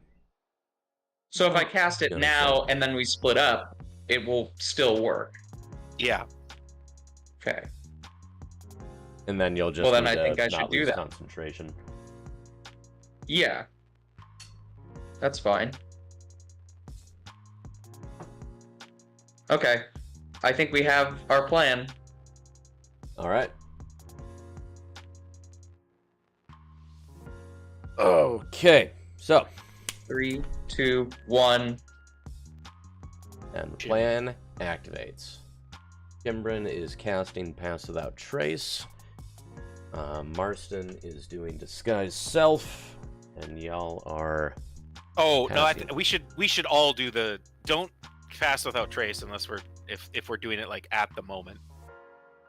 How is that like an action to cast? Yeah, both my shape change and Pass Without Trace are an action. I feel like we want Okay, the we shape change we at want the same like time. snap of we all suddenly Yeah. look like Sidwell. We change as he passes us the stuff, right? We both change. He hands us each our package. That's all at the same time. Then, as we break, while we're still within 30 feet of each other, Pass Without Trace goes off. Yes? So, like, Pass Without Trace, like, happens the moment we start blending with the crowd. As sort of beat 1, beat 2, we go in our Yes. own direction.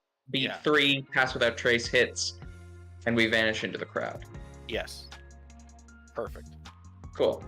All right, Steven, that's how we're doing it. All right. Handoff begins. Y'all begin to split. Everybody, roll me. Stealth checks.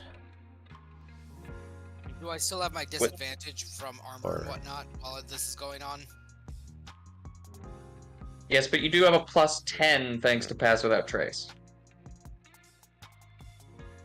I'm just wondering. I guess it depends on what day this is happening. How long would it have taken you to update your armor? He would have had time. He was doing that over the. Yeah. Okay, so yeah, you're back to your old armor then. Yeah. I'm asking Steven, does that disadvantage apply? Since Yeah, the disadvantage still applies. Yeah. That said, you're also the one that's kind of staying obvious, if I'm remembering correctly. So you getting a good stealth is sort of just frosting. Dirty 20. Remember, everyone's at a +10. 22. 25.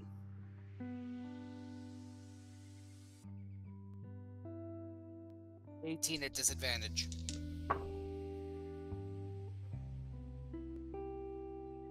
Okay, you guys get to an intersection as you begin to split. Who's going left, who's going right, who's going straight? I'm going right. I'm going straight. Alright, and Igneous, you were going with Elgavar. So Kimbrin is going left. Yes. Yep. Alright. You guys split.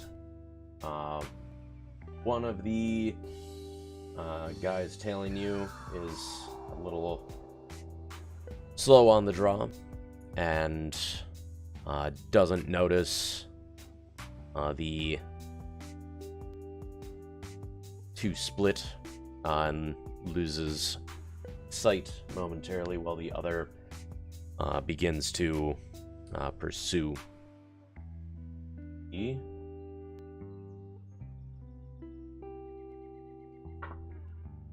He follows on straight. Whereas the second guy turns left to try to chase Kimbrin.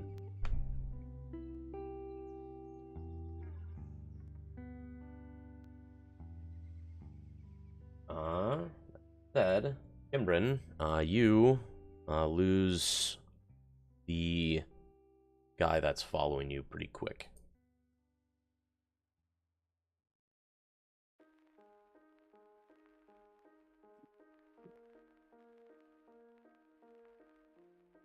And the team going straight, Elgvar and Igneous, before long, thanks to Pass Without Trace, you also lose the other guy following you. Nice. So you are able to begin making your way towards the Wayfarer Inn.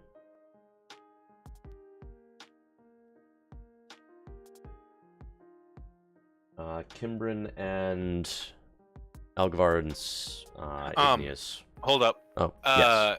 Do I notice pretty quickly that no one came after me? Roll me a perception check. Because there was only 2 I spotted, right? Yep. Oh. 8. 8. You think you saw both of the individuals chase after the other 2 teams.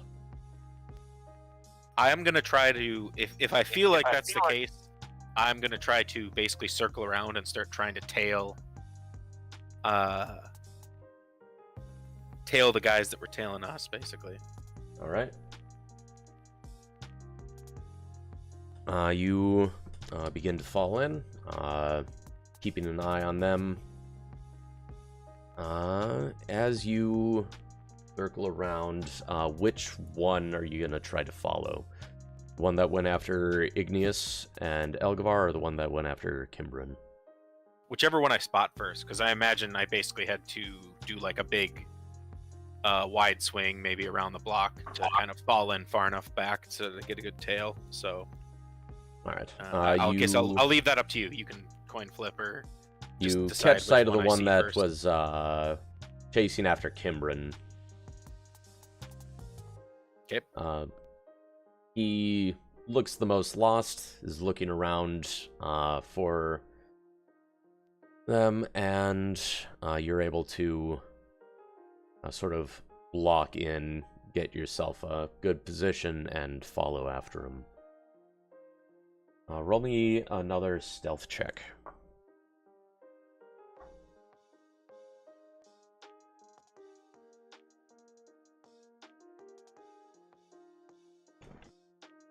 Uh, 27. Okay, 27. That is plenty to not be noticed as you begin following them.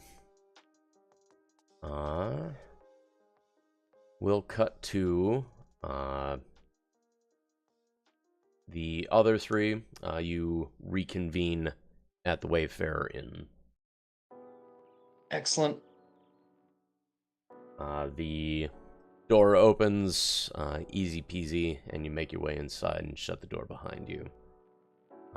Rodney once again greets you with a warm bugbear smile and asks why you all look a little winded. Oh, nothing like a light, afternoon jog to get away from pursuers. You see he looks like I he's gotta run to the about to bathroom, I'll be agree right with back. you.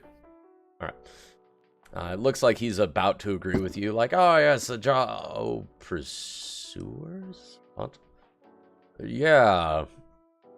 Can I get you some water? Oh yeah, I suppose I still look like you, so I'm gonna go back to looking like myself. And say, yes, some water would be good. Rodney, his face is pretty stony as he's just looking the three of you over while cleaning a glass. And then he just reaches down, you hear some water running, and then he sets the glass on the countertop. For the rest of you, some water, maybe some ale. Water would be Bourbon. Another water is set on the counter, and a small glass of bourbon. I'll be right back. Gotta let the dogs in. Let the dogs in. Let the dogs out. Let the dogs in. The joy of dogs. Yes, the joy of dogs. My pup's on my bed. She's so cute. Let's see, once Nick is back, we can get to that. Do you mind if I just take a little break? Yeah, we Okay, I can was gonna say, fluid adjustment. IO break time? Yeah, let's That's do perfect.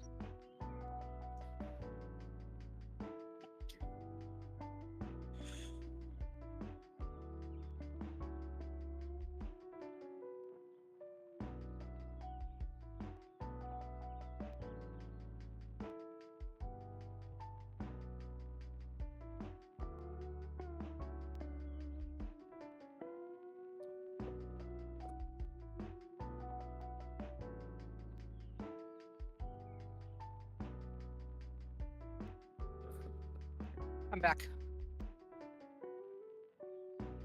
Hello? Test 1, 2.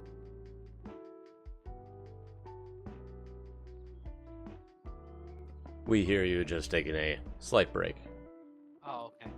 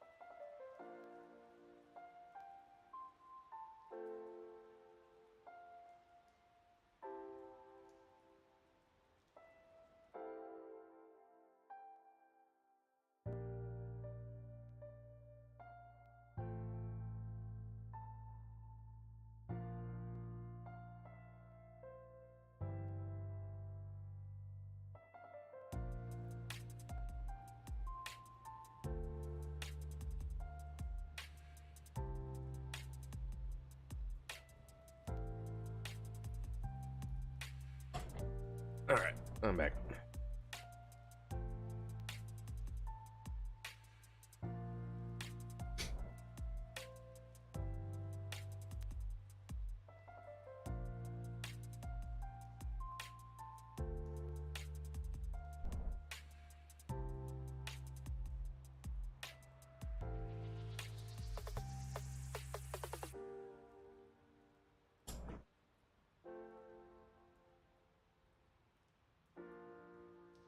As am I.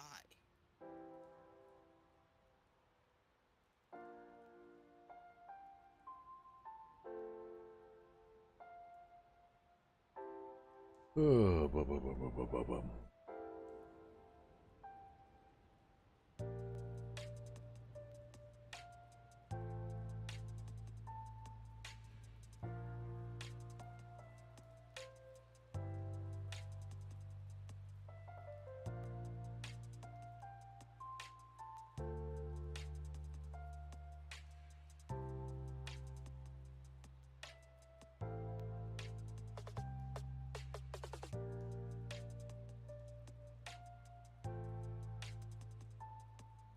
I have returned. Howdy doody.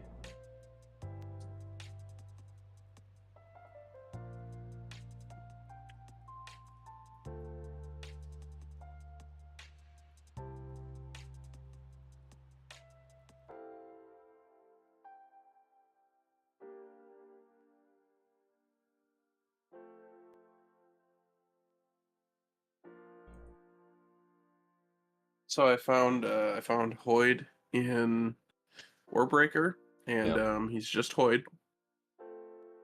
He's a storyteller. In a shocking twist that surprised nobody.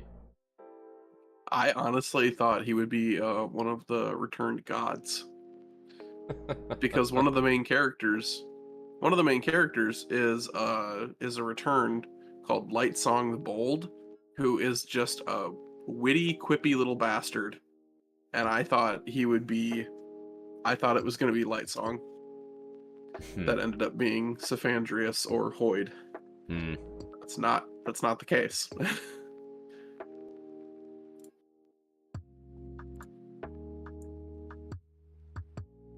looking up the wiki, I was reminded that Hoyd's actually not even from the world that Warbreaker takes place on. I don't think Sanderson has ever written a book about Hoyd's homeworld thus far. I don't believe so, no.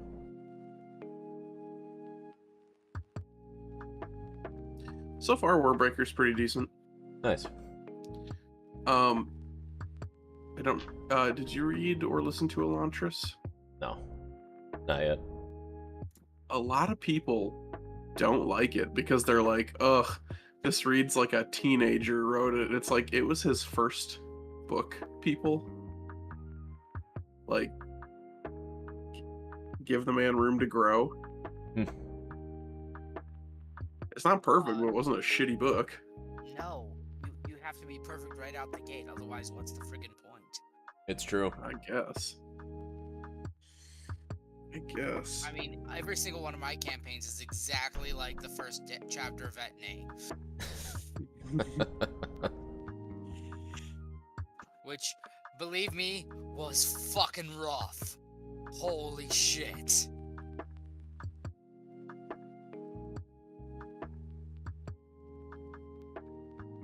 Yeah, I know what you mean. Like, there were several sections of the Star Wars campaign where even I was just like, sorry what's about going on?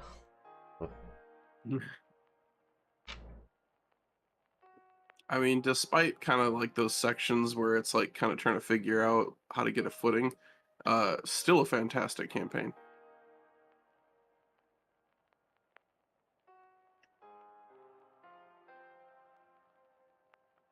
Honestly, like the biggest struggles I feel like we have sometimes in these campaigns is just player stability. Yeah. Like, honestly, I think the biggest issue is just like the fact that it is, digital. Yeah. Like, I feel like a lot of stuff would be a bit more active if people didn't have to worry about talking over one another. Yeah. I feel like as a player, when we used to, before most things went digital for D&D, after 2020, I was the type of player that like sat at the table and was like attentive and just sitting there listening, basically. I was never fucking around on my phone, or like playing like a game or something, like waiting for my my stuff to pass back to me or something like that. And I mean, to some extent, especially like in combat, as like it can take a while and you might not really have anything to do. So like I don't really begrudge people that do that. Yeah. In most situations. But like I feel like I'm absolutely someone who like fucks around and like fiddles with stuff as a digital player. So like I feel like this gave me bad habits, basically, is I guess what I'm saying. Like there was like one player that didn't get invited to carry over from Star Wars to Elysia was kind of like that, where you could definitely tell he was playing a different game. But like I don't mind if you guys are doing, something on the other end, but he would be playing like what was it? Like Apex Legends, and you could tell his attention. Like he couldn't just set it down and focus on the game again when it got to his turn. Set down a fucking competitive fucking shooter. Yeah, that one was kind of wild to me. That was like a thing that he would do. That's a bit ridiculous, for sure. And like you could see it in Steam or in Discord or something, right? Like it would pop up and you'd be like, "Are you serious right now?" Yeah, and it's like, it's your turn. He's like, yeah, it's like, man, focus. Like with Tyranny, like near the end, like I was kind of doing it, but I was literally playing PGA golf, or it's the easiest thing to set down and not think about when it's my turn. Yeah, like if sometimes I'll play like a Pokemon game in the background. Yep. Like sometimes. But that's only on days when I'm like super fidgety and ADHD and I just need to look at something while thinking, you know? Like, because when you're in person, like, you can, have a little, quiet side conversation with somebody, you stack some dice. Yeah. But digital, it's more like when when you're I'm sitting listening around to something, looking at it helps me concentrate if I can also see something. It's like, it tunes me in, it doesn't tune me out, I hope I've never come across as like not paying attention even when I was doing other stuff. Like, and if nothing else, nowhere near the extent that player I was talking about was. Okay, well that's good. Like, I actually sometimes have to look to see what your Discord says, Nick, because you're incredibly good at being attentive, in my opinion. Well, if I ever do play other games, it's shit like PoE or like Final Fantasy 14, and like if I'm doing 14, I'm not doing like a raid or something. I'm just like fucking about with grinding, like crafting or doing random shit where I'm like I can literally at any point like just alt tab and every like I would never like, I guess PoE is an active game, but like when you're playing it at the level of like where I'm at, you're mostly just like sprinting through shit while everything around you explodes, and then like if you ever do need to, you can just like town portal or whatever, or like get somewhere where everything's dead, and then it's like basically shit that doesn't take a lot of attention, next to none. Like that was the nice thing about PGA golf, is it requires zero attention. I still feel a little bad about it though, because like I said, I feel like I was like the exact opposite of that when I used to play in person. Yeah. Like I was just there. Like I was there to play D&D, and I, like very rarely had my phone out fucking about, even when I wasn't like the focus of what was going on. Like, oh my god, like the 4th edition campaign I was in, like it was wild to me. Like during a couple sessions, like 1 or 2 of the players like brought their Switches along to play Pokemon, like at the table. What? No, fuck that. Yeah, that's wild. Yeah, because As yeah, another player, and, that's yeah, a slap.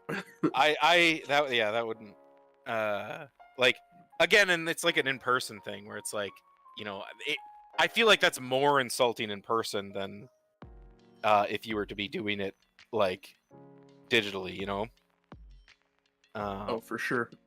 Because otherwise, playing a Switch is no different than fucking alt tabbing to PoE. You know, I can't take the moral high ground in that scenario, but I mean, let's just straight up digitally, it's not as rude because like you don't know that the person is doing that. Well, yeah. I wish I want to go back to fucking in person playing so fucking bad. Yeah. Yeah. If I like, if I'd be right there with you if we all lived in the same like area. Yeah, my requirement for my oh, do you have like an update on your are you still just an alternate or any new news on that? Still just an alternate. So okay. I'm going through the PQs, the physical qualifications right now. Mm-hmm. So in theory, I would think sometime in July I'll hear. Okay. Like, so if not, you'll know for certain by July, probably. Hopefully. Okay. Like, obviously, I've never been through this before, so I have no idea what the time frame they tell us is. Mm-hmm. Because I also wasn't expecting to, you know, wait 5 months to be offered a contract. Yeah. But the moment I hear, I will be sharing pertinent information. Cool. Because yeah, I was thinking of maybe like I guess this is digital, so I guess that wouldn't really work to my ends. I guess I still could like doing like a dry run sort of like prologue or even just like a side thing in the Weatherlight. Or not the Weatherlight, the Silverlight.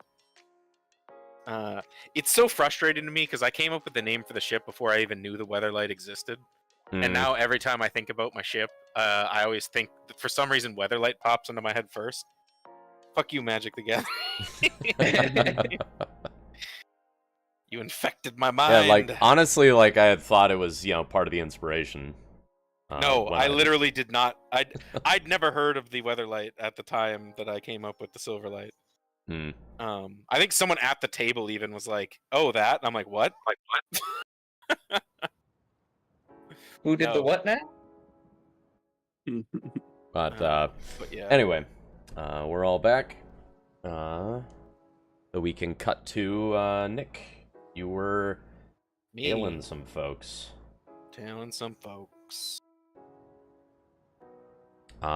You begin following them.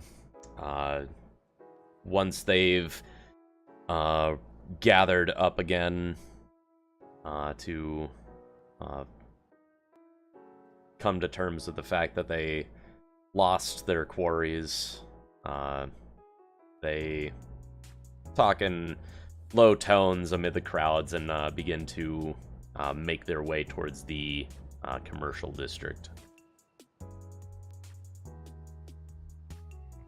Okay, I'll get as close. I'll try to get closer, but like I'm not gonna get anywhere close where I think they might. I want to see if I can hear them, but I'm gonna err on the side of like caution first. All right. Roll me stealth and roll me. You already gave me a stealth. It was 27. Never mind. Roll me perception. Yeah. I also accidentally hit my spacebar when I got up to go to the bathroom, which rolled another stealth check, and I rolled a nat 20. So there we go. My stealth is now 40. Jesus Christ.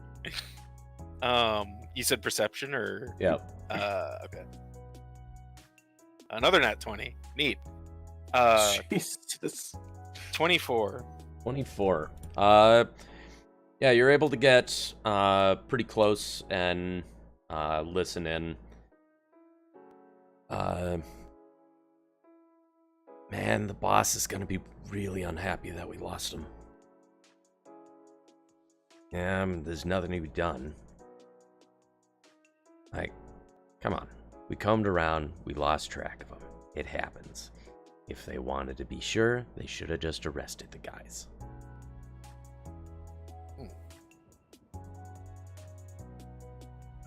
Yeah, I'm just gonna keep tailing stealthily from I'm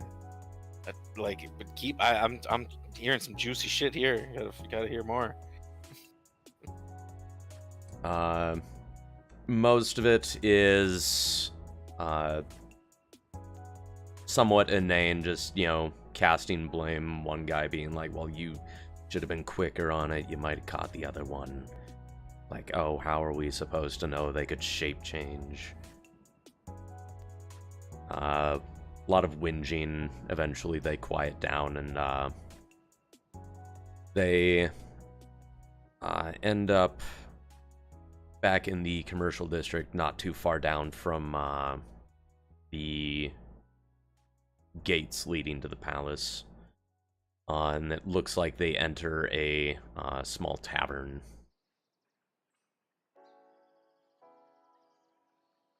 The palace is where we just came from, right? Yep. Okay.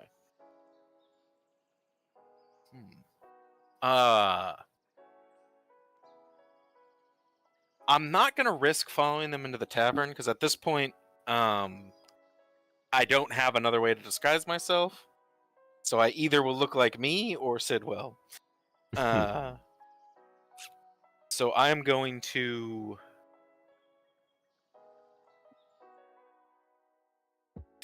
I'm just gonna maybe go by. I'm gonna see if is there a window that I can see in from outside. There is. Does it look? Can I tell? Does it look like they're going to meet anyone specifically? Like, are they going kind of straight to a table, straight to anyone specifically, or does it just look like they're going here to wait? You see them or go do I inside. not see them from the window? As you're looking through,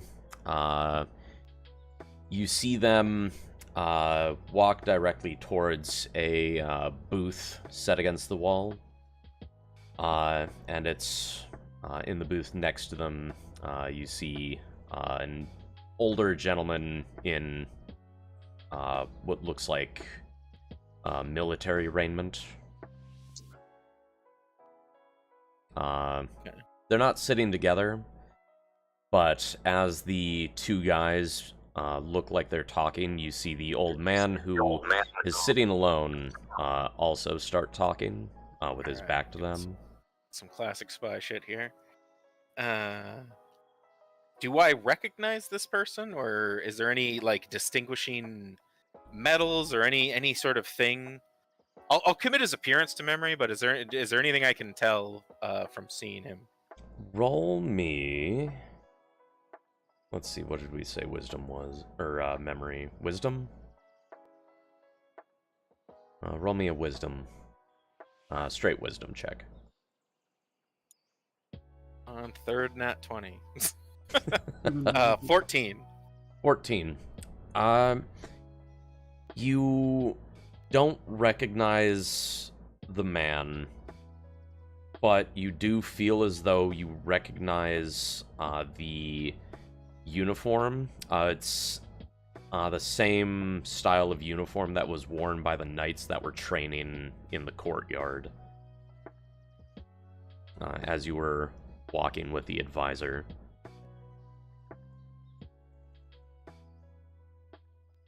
Okay. Interesting. I'm just committing that to memory, and like I said, I'm just trying to get a good feel for just his description, so I could describe him accurately to somebody. All right. And then I'm gonna head off. At this point, I still look like Sidwell, just because it's I believe. I really don't know. I still feel like I'm more conspicuous than him. Yeah. Especially since he didn't have his armor up. A tiefling versus an ASMR. Yeah. Well, it's kind of a toss-up, but yeah, I would have still looked like Sidwell, but once I kind of have his description to memory, I am going to drop the disguise and look like myself as I kind of just blend back into the crowd, and I'm heading to Piranesi's. To Piranesi's. You arrive at the shop.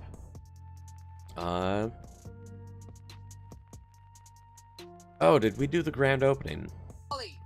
Hi. I don't think so. Not as far as I recall. I think that was going to be at the end of the 2 weeks, so you guys are still coming up on it. Okay. Yeah, I think so. So he's still just busy getting everything ready. Yeah, mainly because I was just wondering if there would be people in the shop or not. Oh, okay. But if the grand opening is still like a day or so away, then it should be good. You arrive. The shop is pretty much in working order. Piranesi isn't in the front, but the door is unlocked right now. Hop on in. The little bell on the door rings, and you hear, "We're not open. Come back tomorrow." Curiosity, but information broker. Marston. One moment. You hear a chair scooch against the floor. Piranesi comes out of the back room. What the pleasure for this visit? If I gave you you know the movers and shakers of this town, I believe probably most towns you've been through or dealt with over the years, and I was wondering if you could maybe identify an individual by description. I've got a pretty good memory for faces. Is this clandestine? Should I lock the door? Put on some tea? I'll give you a description. I suppose you can decide if you're willing to speak openly or if you need to be discreet. Gotcha. Well, lay it on me. Definitely a military man. I guess, kind of give him the description of his uniform that I recognized it. Kind of everything I could about him from what I saw.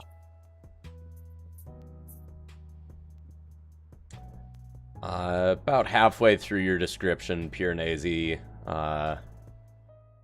head sort of sinks, and he's like, "Ah." He walks over to the door and locks it. Uh-oh. Oh well. That was,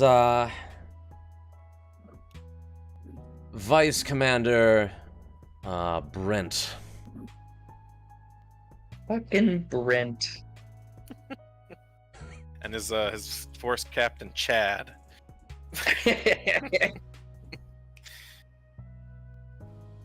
Spymaster, Tyler. Tanner. Yeah, there we go. Even better. Okay, yeah, Vice Commander Brent Tanner. Oh, God. Perfect. And I take it by your closing of the door that either speaking of him or himself is trouble.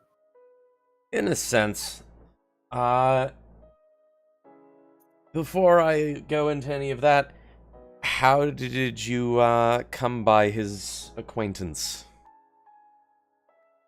Well, under our new discreet courier arrangement with the captain, which I imagine you were possibly a recommender of, given our recent activities. I'm actually not associated with this voyage. Well, I mean, beforehand. Obviously, you worked with the captain on discreet deliveries before. To an extent. All That's right. Well, more or less just a thing that the Endurance does, and part of why I was working with them. Well, there, you're read in. And I just kind of tip my nose when I say that. Correct? Enough. All right. Well, we were going to pick up a particular package from a particular individual that happened to be in the castle, and on our way out, we were immediately followed. I clocked them, we lost them, and I tailed them back to a bar, and I give them the name of the place, where they were discreetly meeting with the identified individual. Ah, I see. That is curious. I figure there's two options. They might be interested in us specifically, or they might have been interested in what we were picking up. Assuming the latter was... The latter. Definitely the latter. All right. The vice commander is a very straightforward man, for what it's worth. He's served the kingdom for his entire life. I believe he's going on, what is it, almost 60 years in the service? And he's very ambitious. So he was a little unhappy a few years back. He was passed on a promotion in favor of the Duchess's daughter taking command of the Wyvern Knights. As such, he's sort of had a chip on his shoulder, somewhat understandably, for what it's worth. Nepotism being what it is. And it's a little odd to hear him taking active steps to enter the realm of political subterfuge. But if he suspected there could potentially be harmful documents involving the royal line, that could get him a better position in the military, I suspect he probably would have been amenable to doing such things.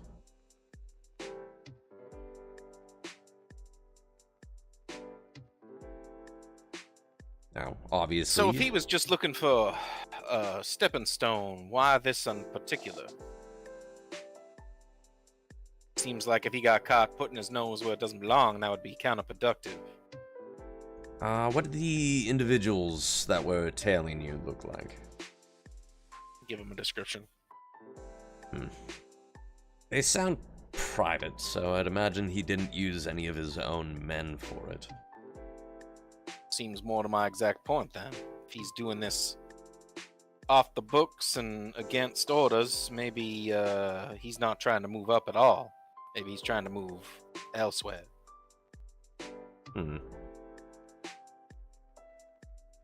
The possibility of there being... If there were state secrets involved in that parcel, could be a possibility of him acquiring them as a bargaining chip, I suppose.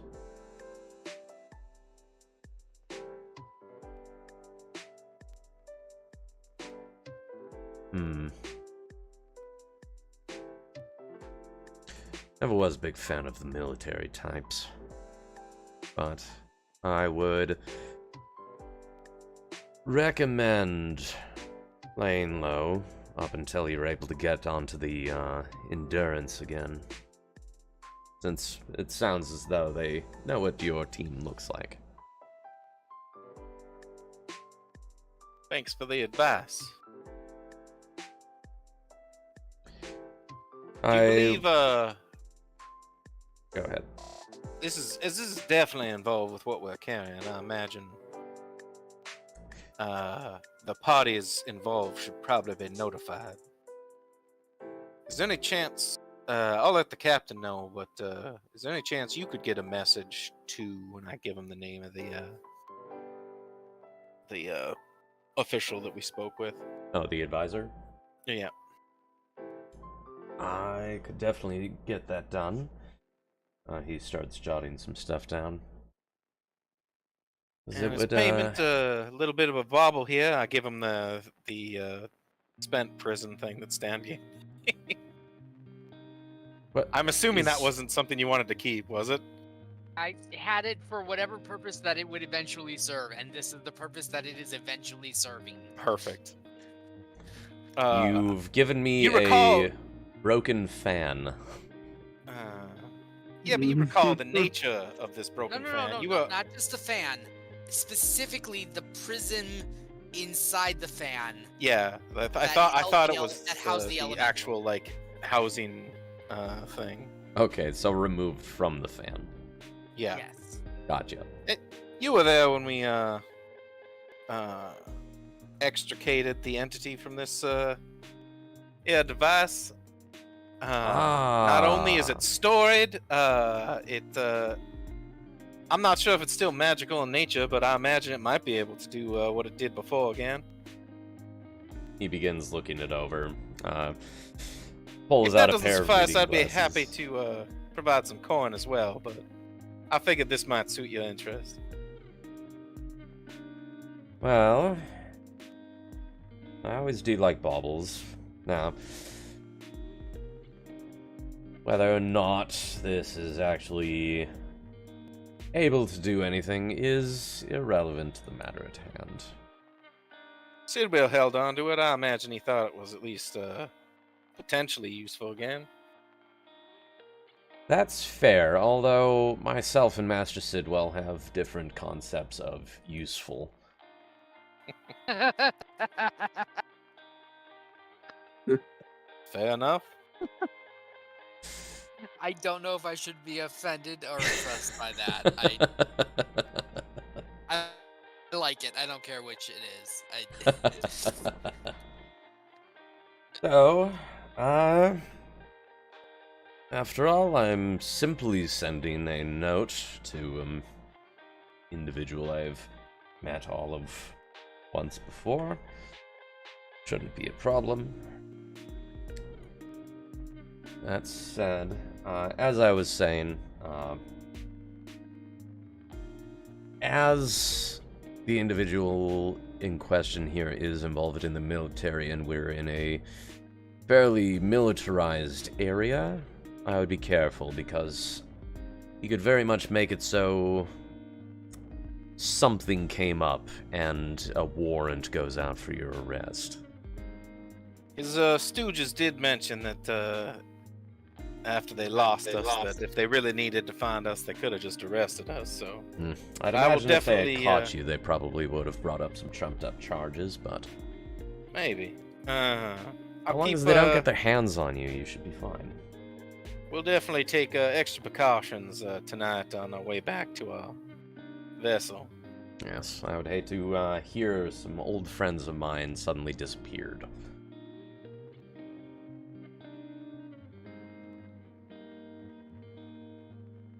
Appreciate the time. I hope your grand opening tomorrow goes well. Yes, you're obviously still invited along with the rest of the courier team. Whether or not you feel like going outside too much, knowing that some people might be looking for you.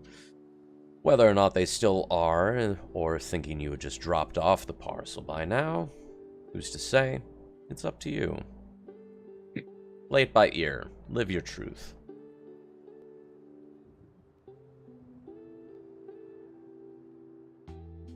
That. The freedom reign and all that. Good day, Pianese. And you as well, Mr. Marston.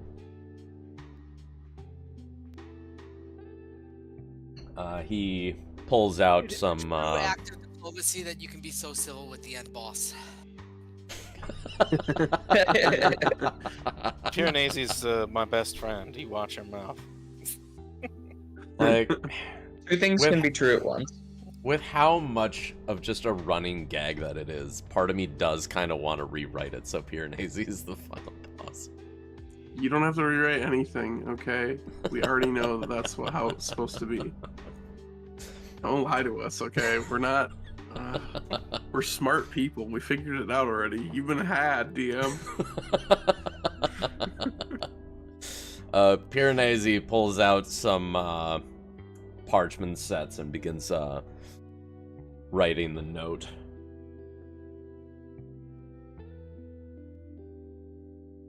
All right. Well, Yes. Feel free to unlock the door and leave it unlocked when you leave. will do. Head out, hit the streets, keeping to back alleys and or thicken the crowds as much as I can.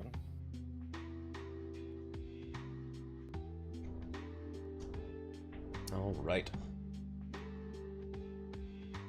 You make it back to the Wayfarer Inn with no problems. Right. You see the others from the team resting up, drinking, looking over research document. Usual. Unless anybody has anything specific they want to work on, we can cut to tomorrow, and whether or not anybody wants to go to the grand opening of Piranesi's Emporium of Oddities and Curios. I'd like to. It seems like a big risk, especially considering we would be known associates. Yeah. But If we weren't wanted in connection to some bullshit, sure. I mean, you guys aren't Oh, wanted. wait, I can be anybody. What can I say? yeah, I think our first order of business is to either by dead of night here, get back to the ship, so that we at least secure the parcel, and advise the captain of what happened. So I think before the night's out, I think we should probably do that. All right. Heading out in the middle of the night. As you go to leave, what time of night? I'd say not too late where it would be like extremely notable that like we were evening, basically. I would say. So it's not like weird that there's like a group of people wandering the streets at night. Like bar close? Yeah, bar close. Okay. Right, when people might be out, but still late enough that most people wouldn't be. You go to leave. Rodney is cleaning up, sends you off with a wave.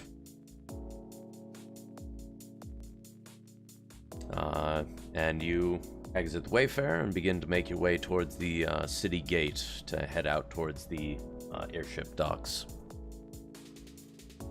You sort of fall in with a crowd of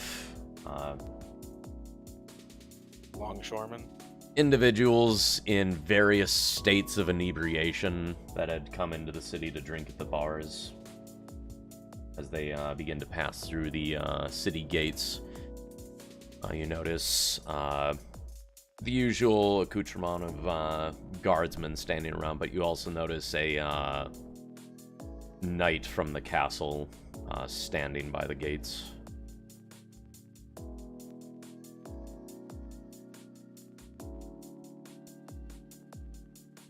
The gates to like the airship dock? Leaving the city. Oh, okay. Like, they're open, but the guards are still, there to make sure everything remains civil. Just continuing on like we're supposed to be. You get the feeling that there's some eyes on you, if just because you're a curious group of individuals. Between a ASMR, a dwarf, and a tiefling. Does really sound like the beginnings of a joke. And you make your way to the docks. The Endurance has the gangplank up, and doesn't seem as though any of the sailors from it had been off in town.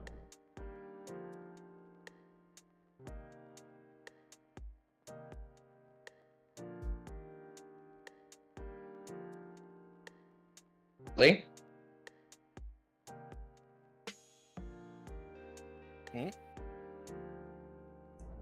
What was that? The gangplank for the ship is up. Oh. Yeah. It's not ideal. I'll give like a whistle or something. I don't know if anyone's like up on deck. You hear footsteps, and a sailor with a lantern comes over and looks over. Oh, it's you guys. Yeah, we got by extenuating circumstances, but have urgent information for the captain. I know we're past deck raise here, but I believe an exception should be made.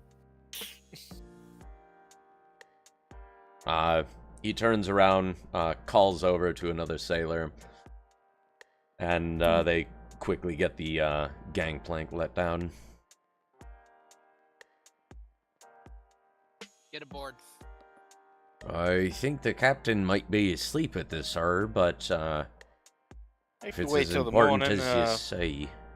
But we needed to get onto the ship for certain. Aye. You have a bad run-in in town? Suspicious run-in. Why would they need to talk to the captain if they had a run-in at a time? Well, I don't know. Get out of trouble? Oh, just let them go. Alright, fine. You know the drill. Enjoy the relative quiet before all the new folk show up.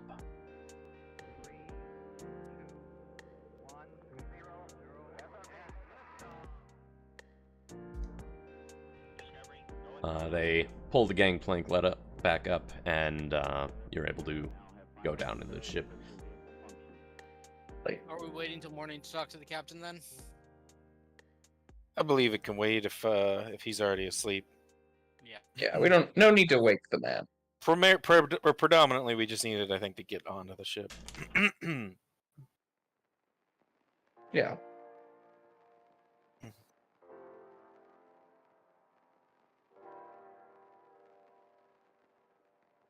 All right. You make your way down to the sleeping quarters for the general crew members, and it is quite empty. It seems most of the sailors are either staying at inns in town or simply haven't signed on yet, or haven't shown up for the sign-on. Mm-hmm. So it's very spacious right now. And you have the pick of new bunks. Choice bunks. Ah, yeah.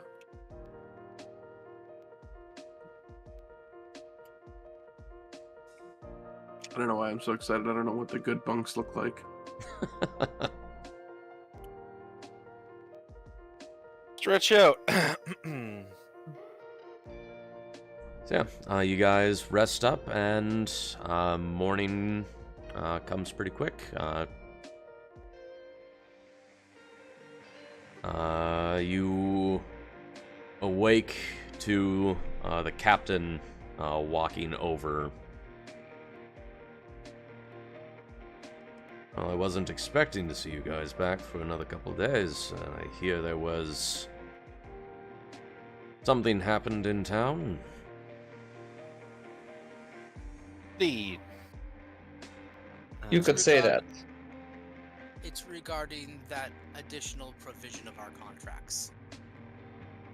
Ah, in that case, follow me to my study. I can get you some coffee to help you wake up, and you can tell me everything.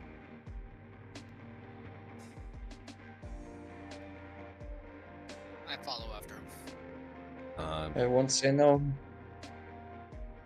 In the captain's study, he closes the area off and pours out his own personal kettle of fresh coffee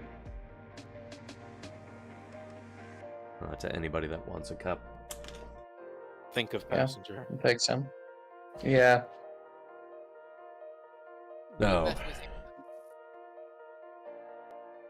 and received the parcel. We give him Oak's parcel. He gives you a satchel filled with Pokeballs. Yes.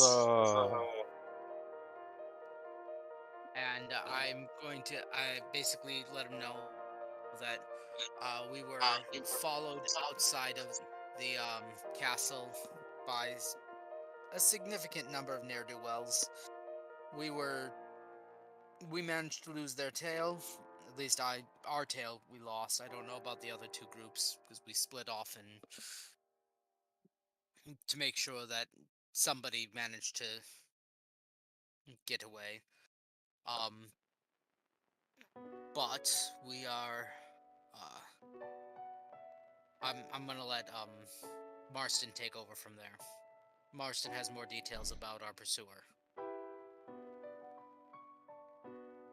I give him all the rest of the details. I circle back, followed the two that were following us back to a clandestine rendezvous with. Oh, did I get the name of that guy? Yes, Vice Commander Brent Tanner. Brent Tanner. He was quite the jock in his younger years. What was his position? He's like a commander? Vice Commander of the Wyvern Knights. I thought he got passed up for that. He got passed up for commander. Ah, okay. That's the vice. Yeah. Yep. Vice Commander Brent Tanner of the Wyvern Knights set a couple of contractors after us. That old hack? I don't know what his aim is, but it doesn't seem like it's on the up and up. I'm not terribly familiar with him, but some of my contacts, they've never particularly had good things to say about the man. If anything, it's probably mostly just pomp and circumstance, him wanting to put on a strong show, but I try to stay out of the political theater outside of transporting parcels. But try not to ruffle any feathers, and I believe you should be fine, especially now that the parcel has been handed over. They can't really finger you in anything. Figured it was important, because considering they knew where to find us and to follow us immediately after, somebody spilled some sort of beans. We'll be keeping an eye out.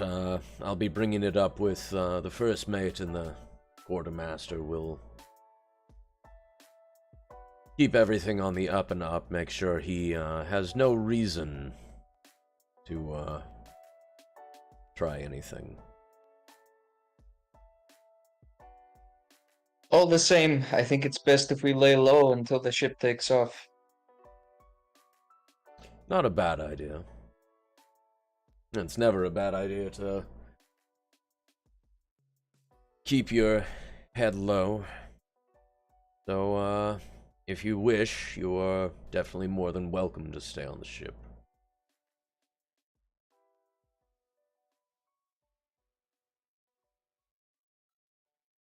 Out of curiosity, are you taking any conscriptions today? Or are all signed the only ones coming aboard?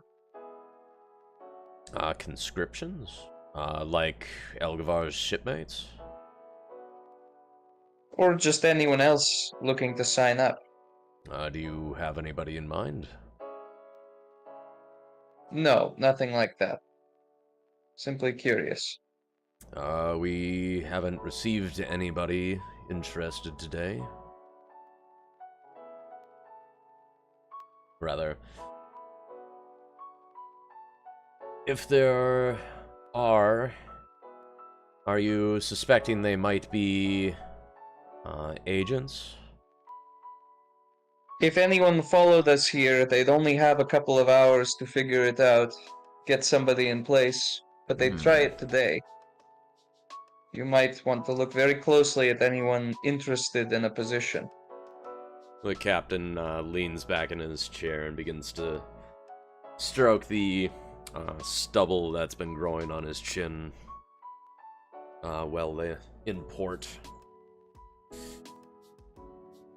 That is a very good point.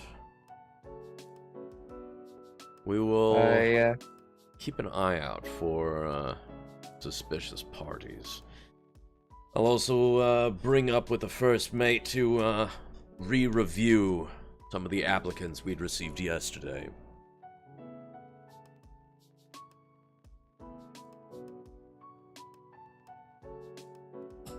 Thank you.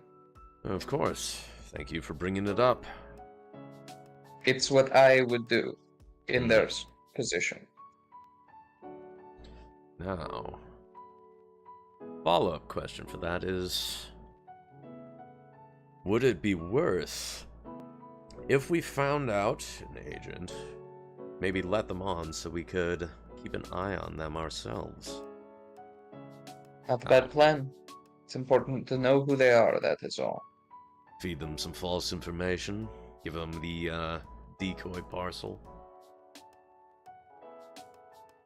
Perhaps. But that is unimportant for the matter at hand. For now, rest up, enjoy your coffee. If you'd like, we can have some breakfast prepared for you. The cook's on leave, but we can get something whipped up. That would be excellent. Of course. Now, if there's nothing else, I'm going to go meet with First Mate and get a start on reviewing these applicants. Give him his leave.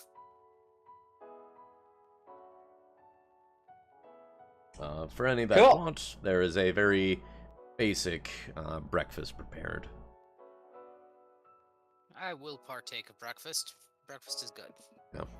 Yes. Mostly some thin soup and some biscuits. Well, it's not quite the inn, but we'll take it. Now you just need to get a boat that has one of the doors to the Wayfarer on it. See, there you go. That's I was your actually noodle. curious, Stephen, what the cost of a small ship would be. Ah. I have that figure somewhere. Yeah, because I'm sure there's different kinds of airships at different price ranges, you know. And if we ever decided to strike out on our own, it would be good to know. Especially because I don't think this particular ship is going to, like, hang out and wait for us to explore Vilrosmere. I don't... Let's see, because I know in the DMG, they're priced at about 20,000.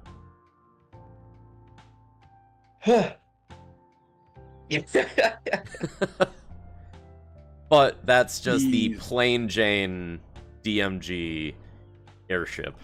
Whereas in this, there's a bunch of different models. There's smaller ones. There's bigger ones. And that's like a normal one, fresh off the lot, right? Yeah. We're talking like used, a little dented maybe. I'm happy to take a trade in. Yeah.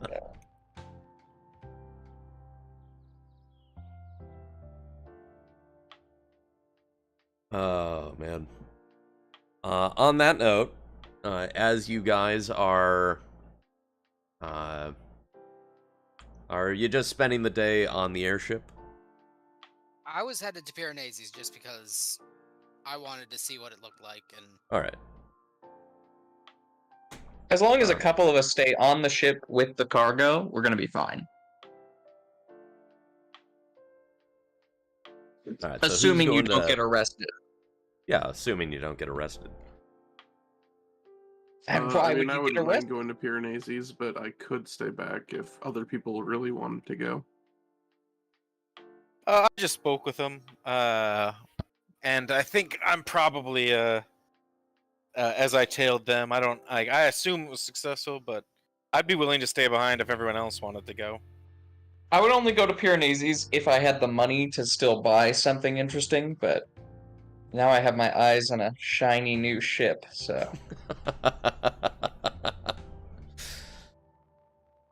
On the I'll stay note of behind. the new ship, you do know that, or notice that during its time in port, the Endurance has picked up a small,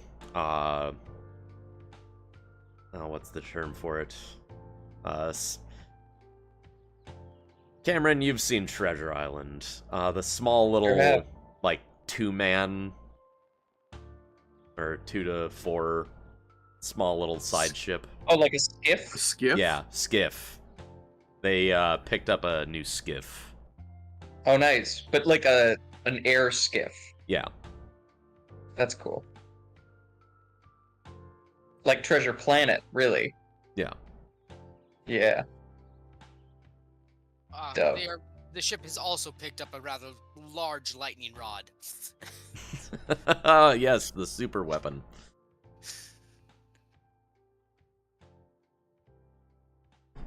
All right, so off to Piranesi's.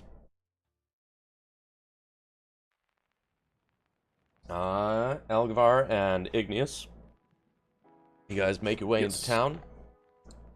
And as you return to the commercial district near Piranesi's Emporium, you notice a not insignificant crowd clamoring and talking about it, and there's a number of flags put out.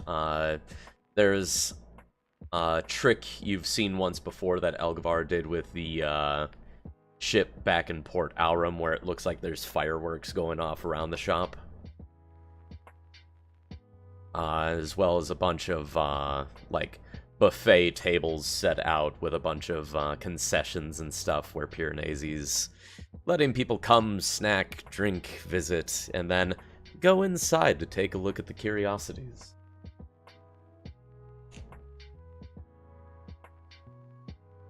But it's a bit crowded. As you make your way inside, the shop is probably pretty close to max capacity as people are clamoring about, chatting over the various baubles and knickknacks that Piranesi has found in his travels. And after about a minute you hear, "Ah, there you are. I was worried you weren't going to show." Piranesi effortlessly weaves through the crowd and shakes your guys' hands.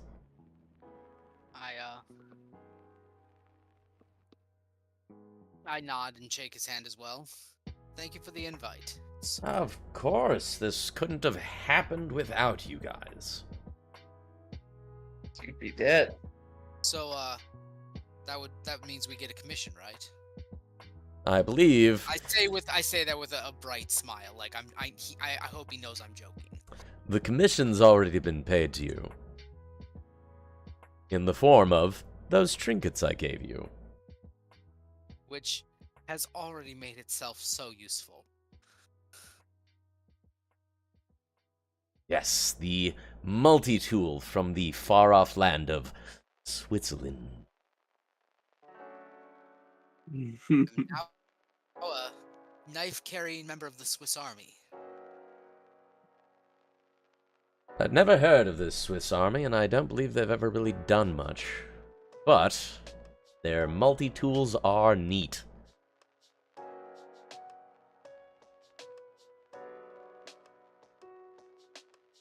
Now, And I am keeping that as part of like my official titles, just FYI, in case anybody asks. nice. Now, Carrying please. Swiss Army Reserve. Look around. Feel free to take a look at stuff. And just between you and me, I'm much more amenable to potential discounts today than I normally would be. So just let me know. I'm gonna actually take a passing look through his shop and see if there's anything that relatively piques my interest. Yeah, what does Piranesi have that we haven't already seen? Has he acquired anything new? Well, now you get to see all of his stuff. This is his full catalog. The shelves have been uncovered to removing the sheets that had been up to keep dust off of the trinkets. So you're able to see the vast array of shiny, neat, oftentimes weird-looking things.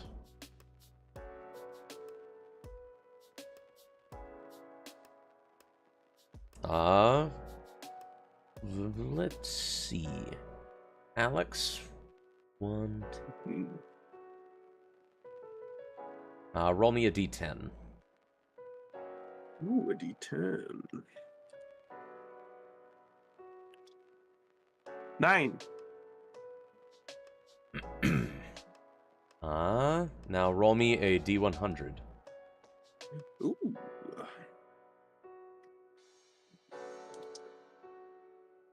25. 25.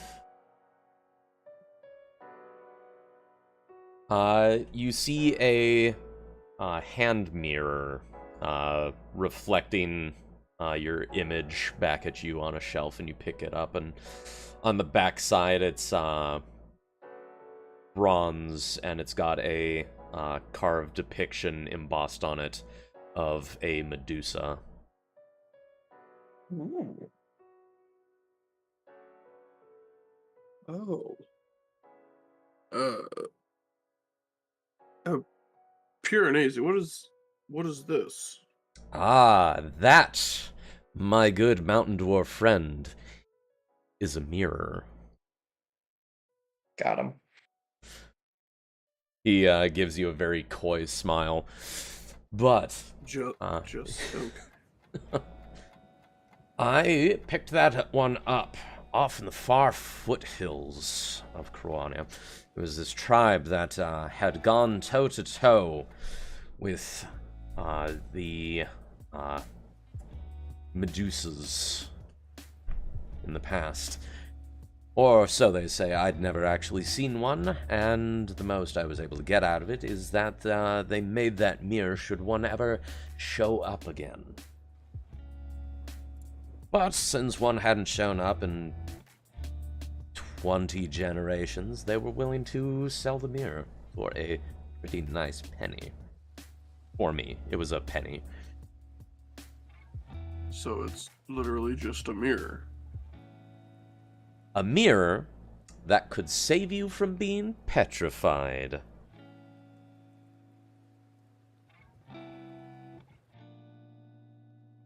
I am willing to sell it to you for the low price of 2 silver. Can I look into the mirror? Yep. You see your gruff dwarven face. Do I look any more or less attractive than usual? You look precisely as attractive as you think you are. You son of a bitch, I'm sold.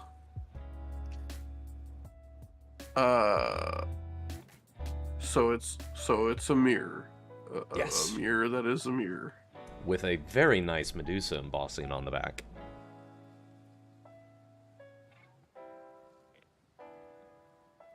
I'm gonna think about it. I'm gonna come back to this one. Very good.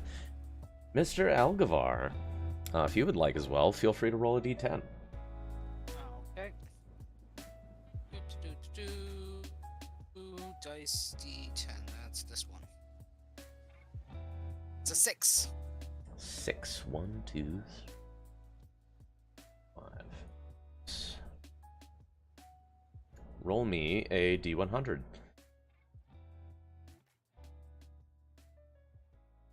18. What was that? 18? Yes. 10-8. You see a small contraption with a dial on it.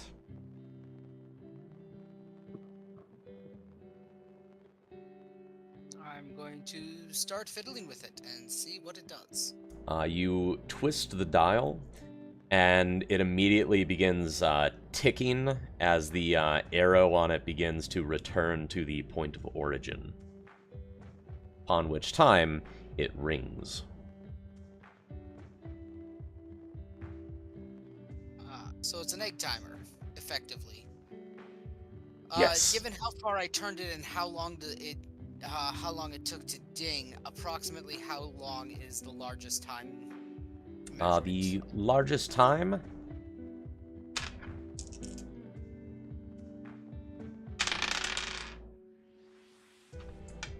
is an hour and a half. Okay, and I could accurately probably determine, like 30-minute intervals or 15-minute intervals from there? Or is it pre-marked already? Pre-marked. Pre-marked, okay. Pre-marked 90-minute timer. Anything else significant about it, or is it just an egg timer? Just a timer. Still might be useful for other things. I'll see if I can find. Is it just Piranesi, or has he hired some sales associates? It looks as though there are some sales associates. They stand out from the rest of the crowd with not quite matching uniforms, but outfits that look reminiscent to Piranesi's own, all the way down to the odd shoes that Piranesi wears. I'm going to. I'll approach one and ask them about the device. It is a woman that you approach, and she gives you a warm smile. Ah, yes! That timer was a nice little curiosity that he picked up from my gnomish craftsman back in the Grand Market. It's said that every fourth time it rings after being set to the maximum time, something odd will happen. Odd good or odd bad? Or just odd? Odd. Odd. Interesting. Every fourth time, you say? Yes. So if you've got 6 hours to spare... As one does, occasionally. We all get a day off from here to there. So we would like to think. What is he asking for such a piece? Normally for that, he was asking 8 silver, but I was also instructed that since you are personal acquaintances of his, he would be willing to part with it for 4. Here's what I'll do. I will pay the 8 silver. You can keep 4 for yourself as a starting tip for your first sale. Oh, well, thank you very much.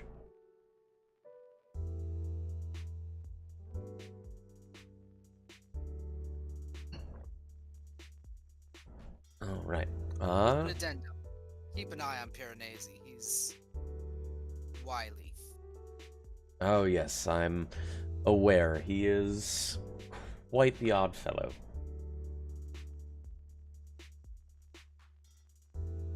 And from across the store, you just hear, I heard that.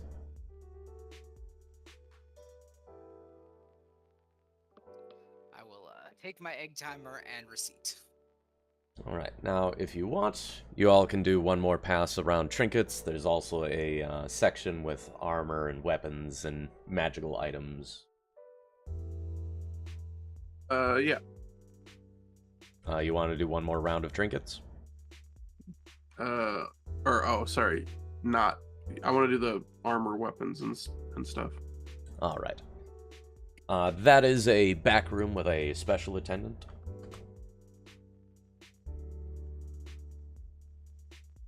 Okay.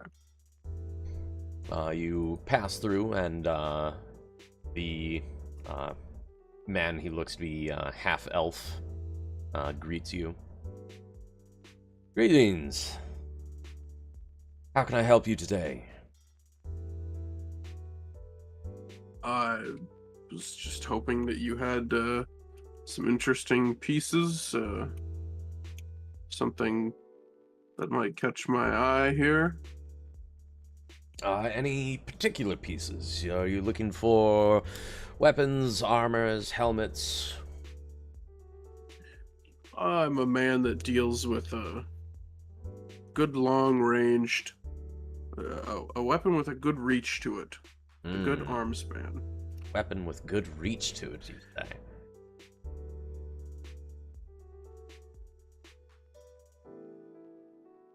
I like to stand over here and hit something, over there.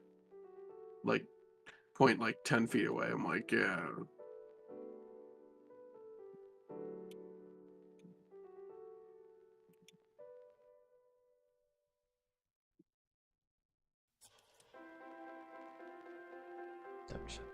Come on.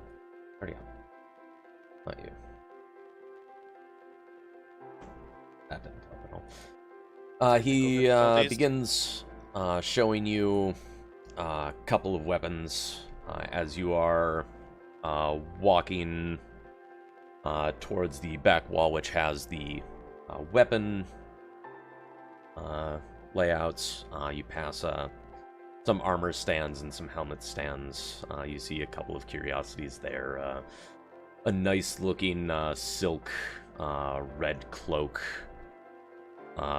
Gauntlets that are wrapped in chains. And even a odd looking mask that looks like a blue dragon head. As he then passes to the weapons.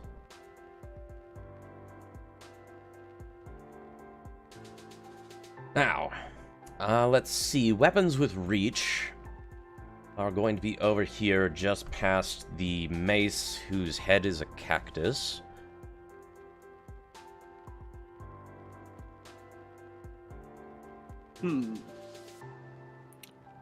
Do I see any particularly fantastic looking polearm-esque weapons?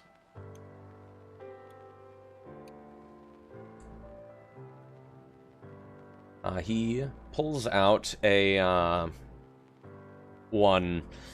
It looks like a glaive. But instead of a curved slashing sword, it is a rapier on the front. Now, I know what you're thinking. No, this isn't a spear. It's just a glaive with a rapier on the front. You can use it for something similar to a spear, but it's not quite. This is the Wyvern Blade.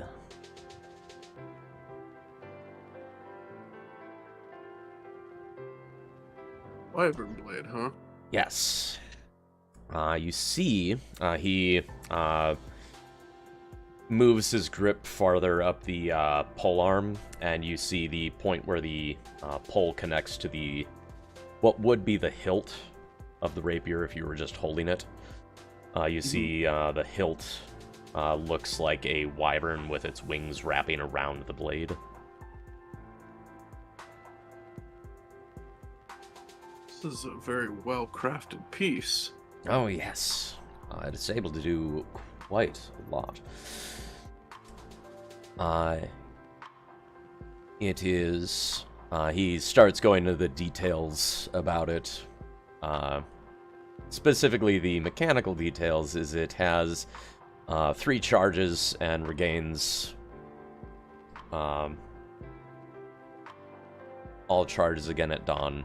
While holding the weapon, you can use an action to spend one of the charges and fly up to 60 feet in a straight line towards a point or target that you're pointing at with the spear, not spear, glaive. If the target is a creature, you can also make a special attack using the blade. On a hit, target takes 4d6 poison damage and can't use its reaction until the start of its next turn.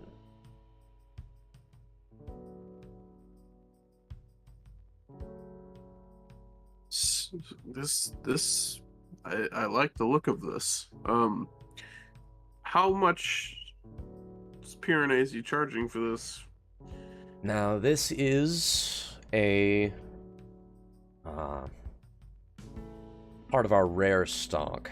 So, Piranesi, while giving you a discount, would still be asking for about 1,000 gold for it. Well, unfortunately, I don't think I have that right now.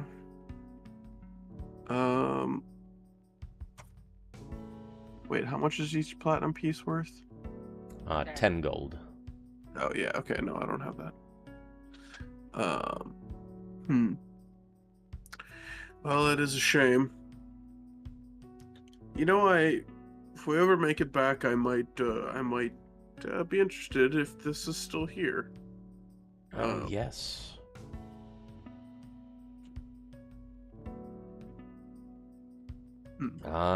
And if I'm not mistaken, I can also give some recommendations. We have a couple more glaives, but we also have, I didn't see him in the shop, but I understand one of your members, or party members, is a monk. Yes. Be sure to, suggest a recommendation to him from me. From Piranesi. He pulls out a short sword. This is a somewhat recent acquisition. It is referred to as a keyblade. And, what does this particular one do? I've been told that some monastic monks have been able to channel their ki through the blade and synergize with it. Mechanically speaking, it increases ki points by 2, and when you use deflect missiles while holding the keyblade, you can choose to use the weapon to attack the missile instead of capturing it. If you do, the damage you take from the ranged attack is reduced by an extra 1d10. You reduce the damage to 0, the missile is destroyed unless it was magical, in which case it clatters to the ground at your feet. Once you use the property, you can spend 1 key point to use deflect missiles again on the same turn. What the shit? That's so fucking good. How much is this piece? This one is going to be a bit more expensive. It is a part of the rare stock. More expensive. Fuck. What, not to take up too much of your time, is there anything a tad less expensive? If we were to throw around in the 600 to 700 gold range? 600 to 700 gold. Let's see. If there's nothing, that's okay. He walks over and pulls out a ornate-looking sword and scabbard. This is the Riptide Katana.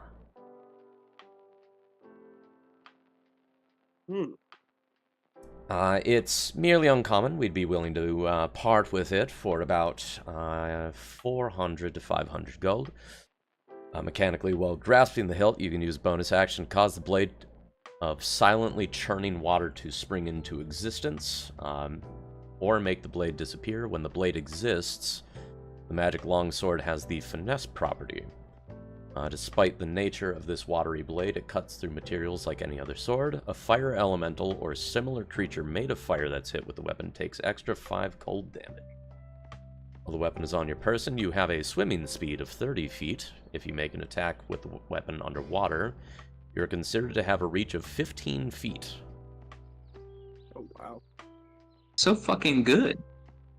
In addition, the first time on each of your turns when you hit an underwater creature with this weapon, you can choose to move it 5 feet in any direction.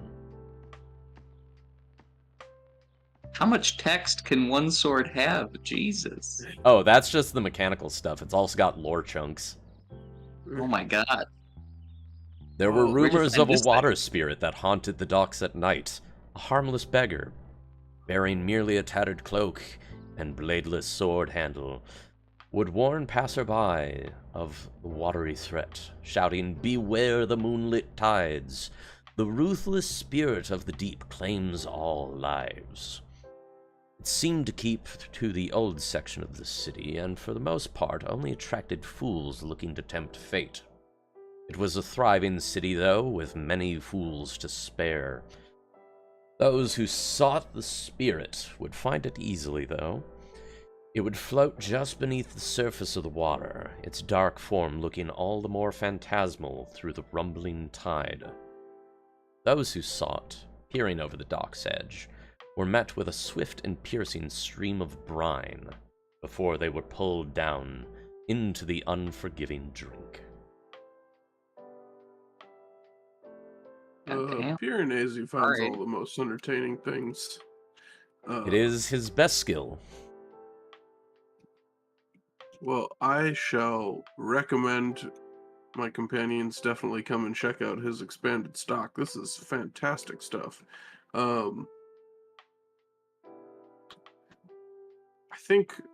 think we have plenty to consider, and maybe we can find some interesting things for him to sell on our travels. He's happy to buy.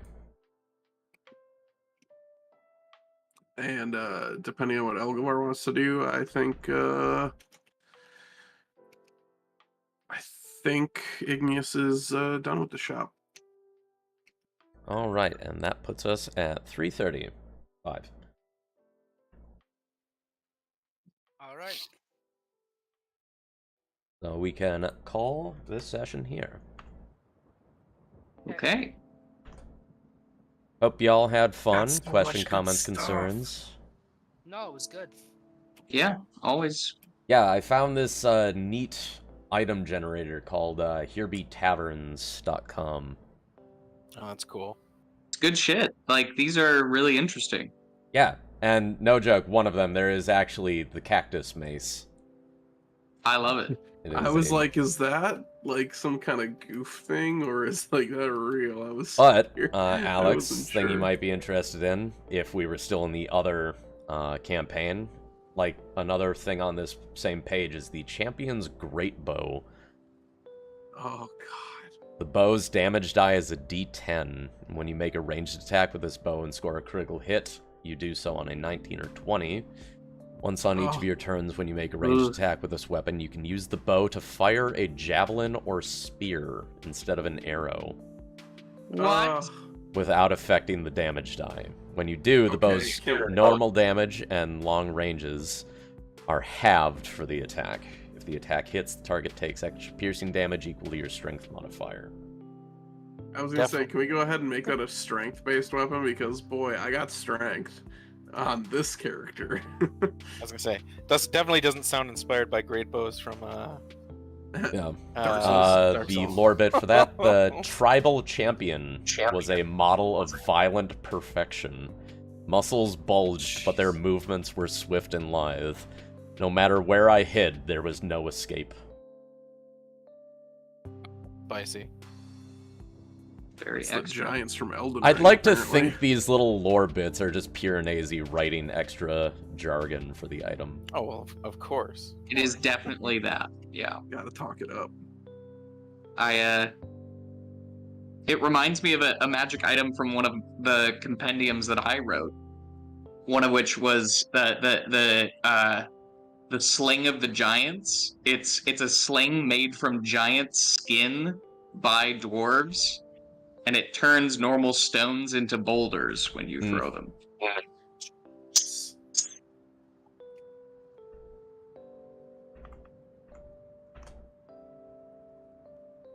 So you're saying it throws big shit?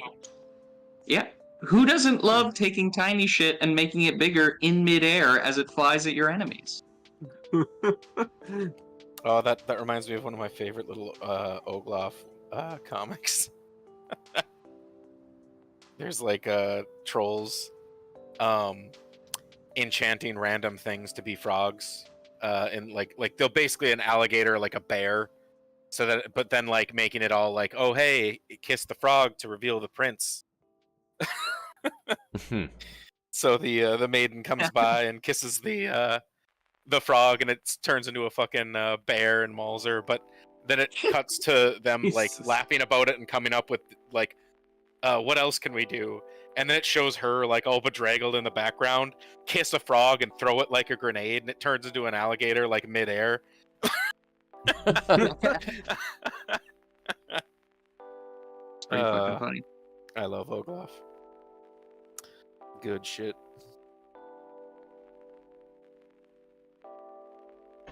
Yeah, good session. Had fun. Yep. Good to hear. Like, I'm gonna share another one of these weapons into the Discord just because Please I didn't do. get to it, but it's really neat. It's a short sword dagger combo called Hour and Minute. Ooh, that sounds neat. Oh. It's really cool. Steven, Yes. do you mind if we just like message you outside of the game if we want to do any like shopping stuff? I don't want to take up like too much game time with this, but you know, I figure I've got some gold, and you know, if I can afford anything interesting, then you know, I'll take it before we ship out. You know. Yeah, of course. Cool. Yeah, All right, I'm I'll gonna text have you to later then. inquire about that blue mask. Just kidding. It's nothing. It's worthless. Oh yeah. Okay. Part with it for like 10 gold. Oh shit! All right, sold. Steal. It's absolutely not the blue dragon mask from Tiamat's cult. Oh, good. Yeah, Good. we Thanks. did shoot that into the astral sea. So. Show up anywhere. Damnedest thing, I was sitting under a tree eating a sandwich, and this mask just fucking pinged me in the head. My favorite thing after we wrapped up last time was telling Steven, like, by the way, like, Yeah. Elysia is the astral sea, so you know that mask. Yeah, and like part of it. What? You guys are aware that we are not doing Frosthaven tomorrow, correct? Correct, because I'll be at work. Yeah. You'll be at work and Nick is driving. The idea was that if Nick would stick around if nobody else was canceling, but since you're at work. Yeah, that was planned, but the next 2 weeks are a little weird between the 4th of July and the week after that, us starting breakfast at Luna. Okay, but should be on for the 17th. Should be, yes. Like, I even brought it up with my boss who does the scheduling, and he's like, yeah, no, it's just because the weeks are a little weird. Alright, sounds good. So, yeah. Anyway, I'm gonna get going. I need to drive out to Later, y'all. DL. Fun. So, yeah, I gotta make some and money. as Cameron brought up, if anybody else wants to do stuff with the Piernese shop, let me know. Yeah, we'll do. Or any other shopping. I And we're will back not in say week, no yeah. to more excuses to thumb around in this curious weapon generator. Cool. Nice. All right. All right, catch y'all later. Y'all later. Yeah. Bye.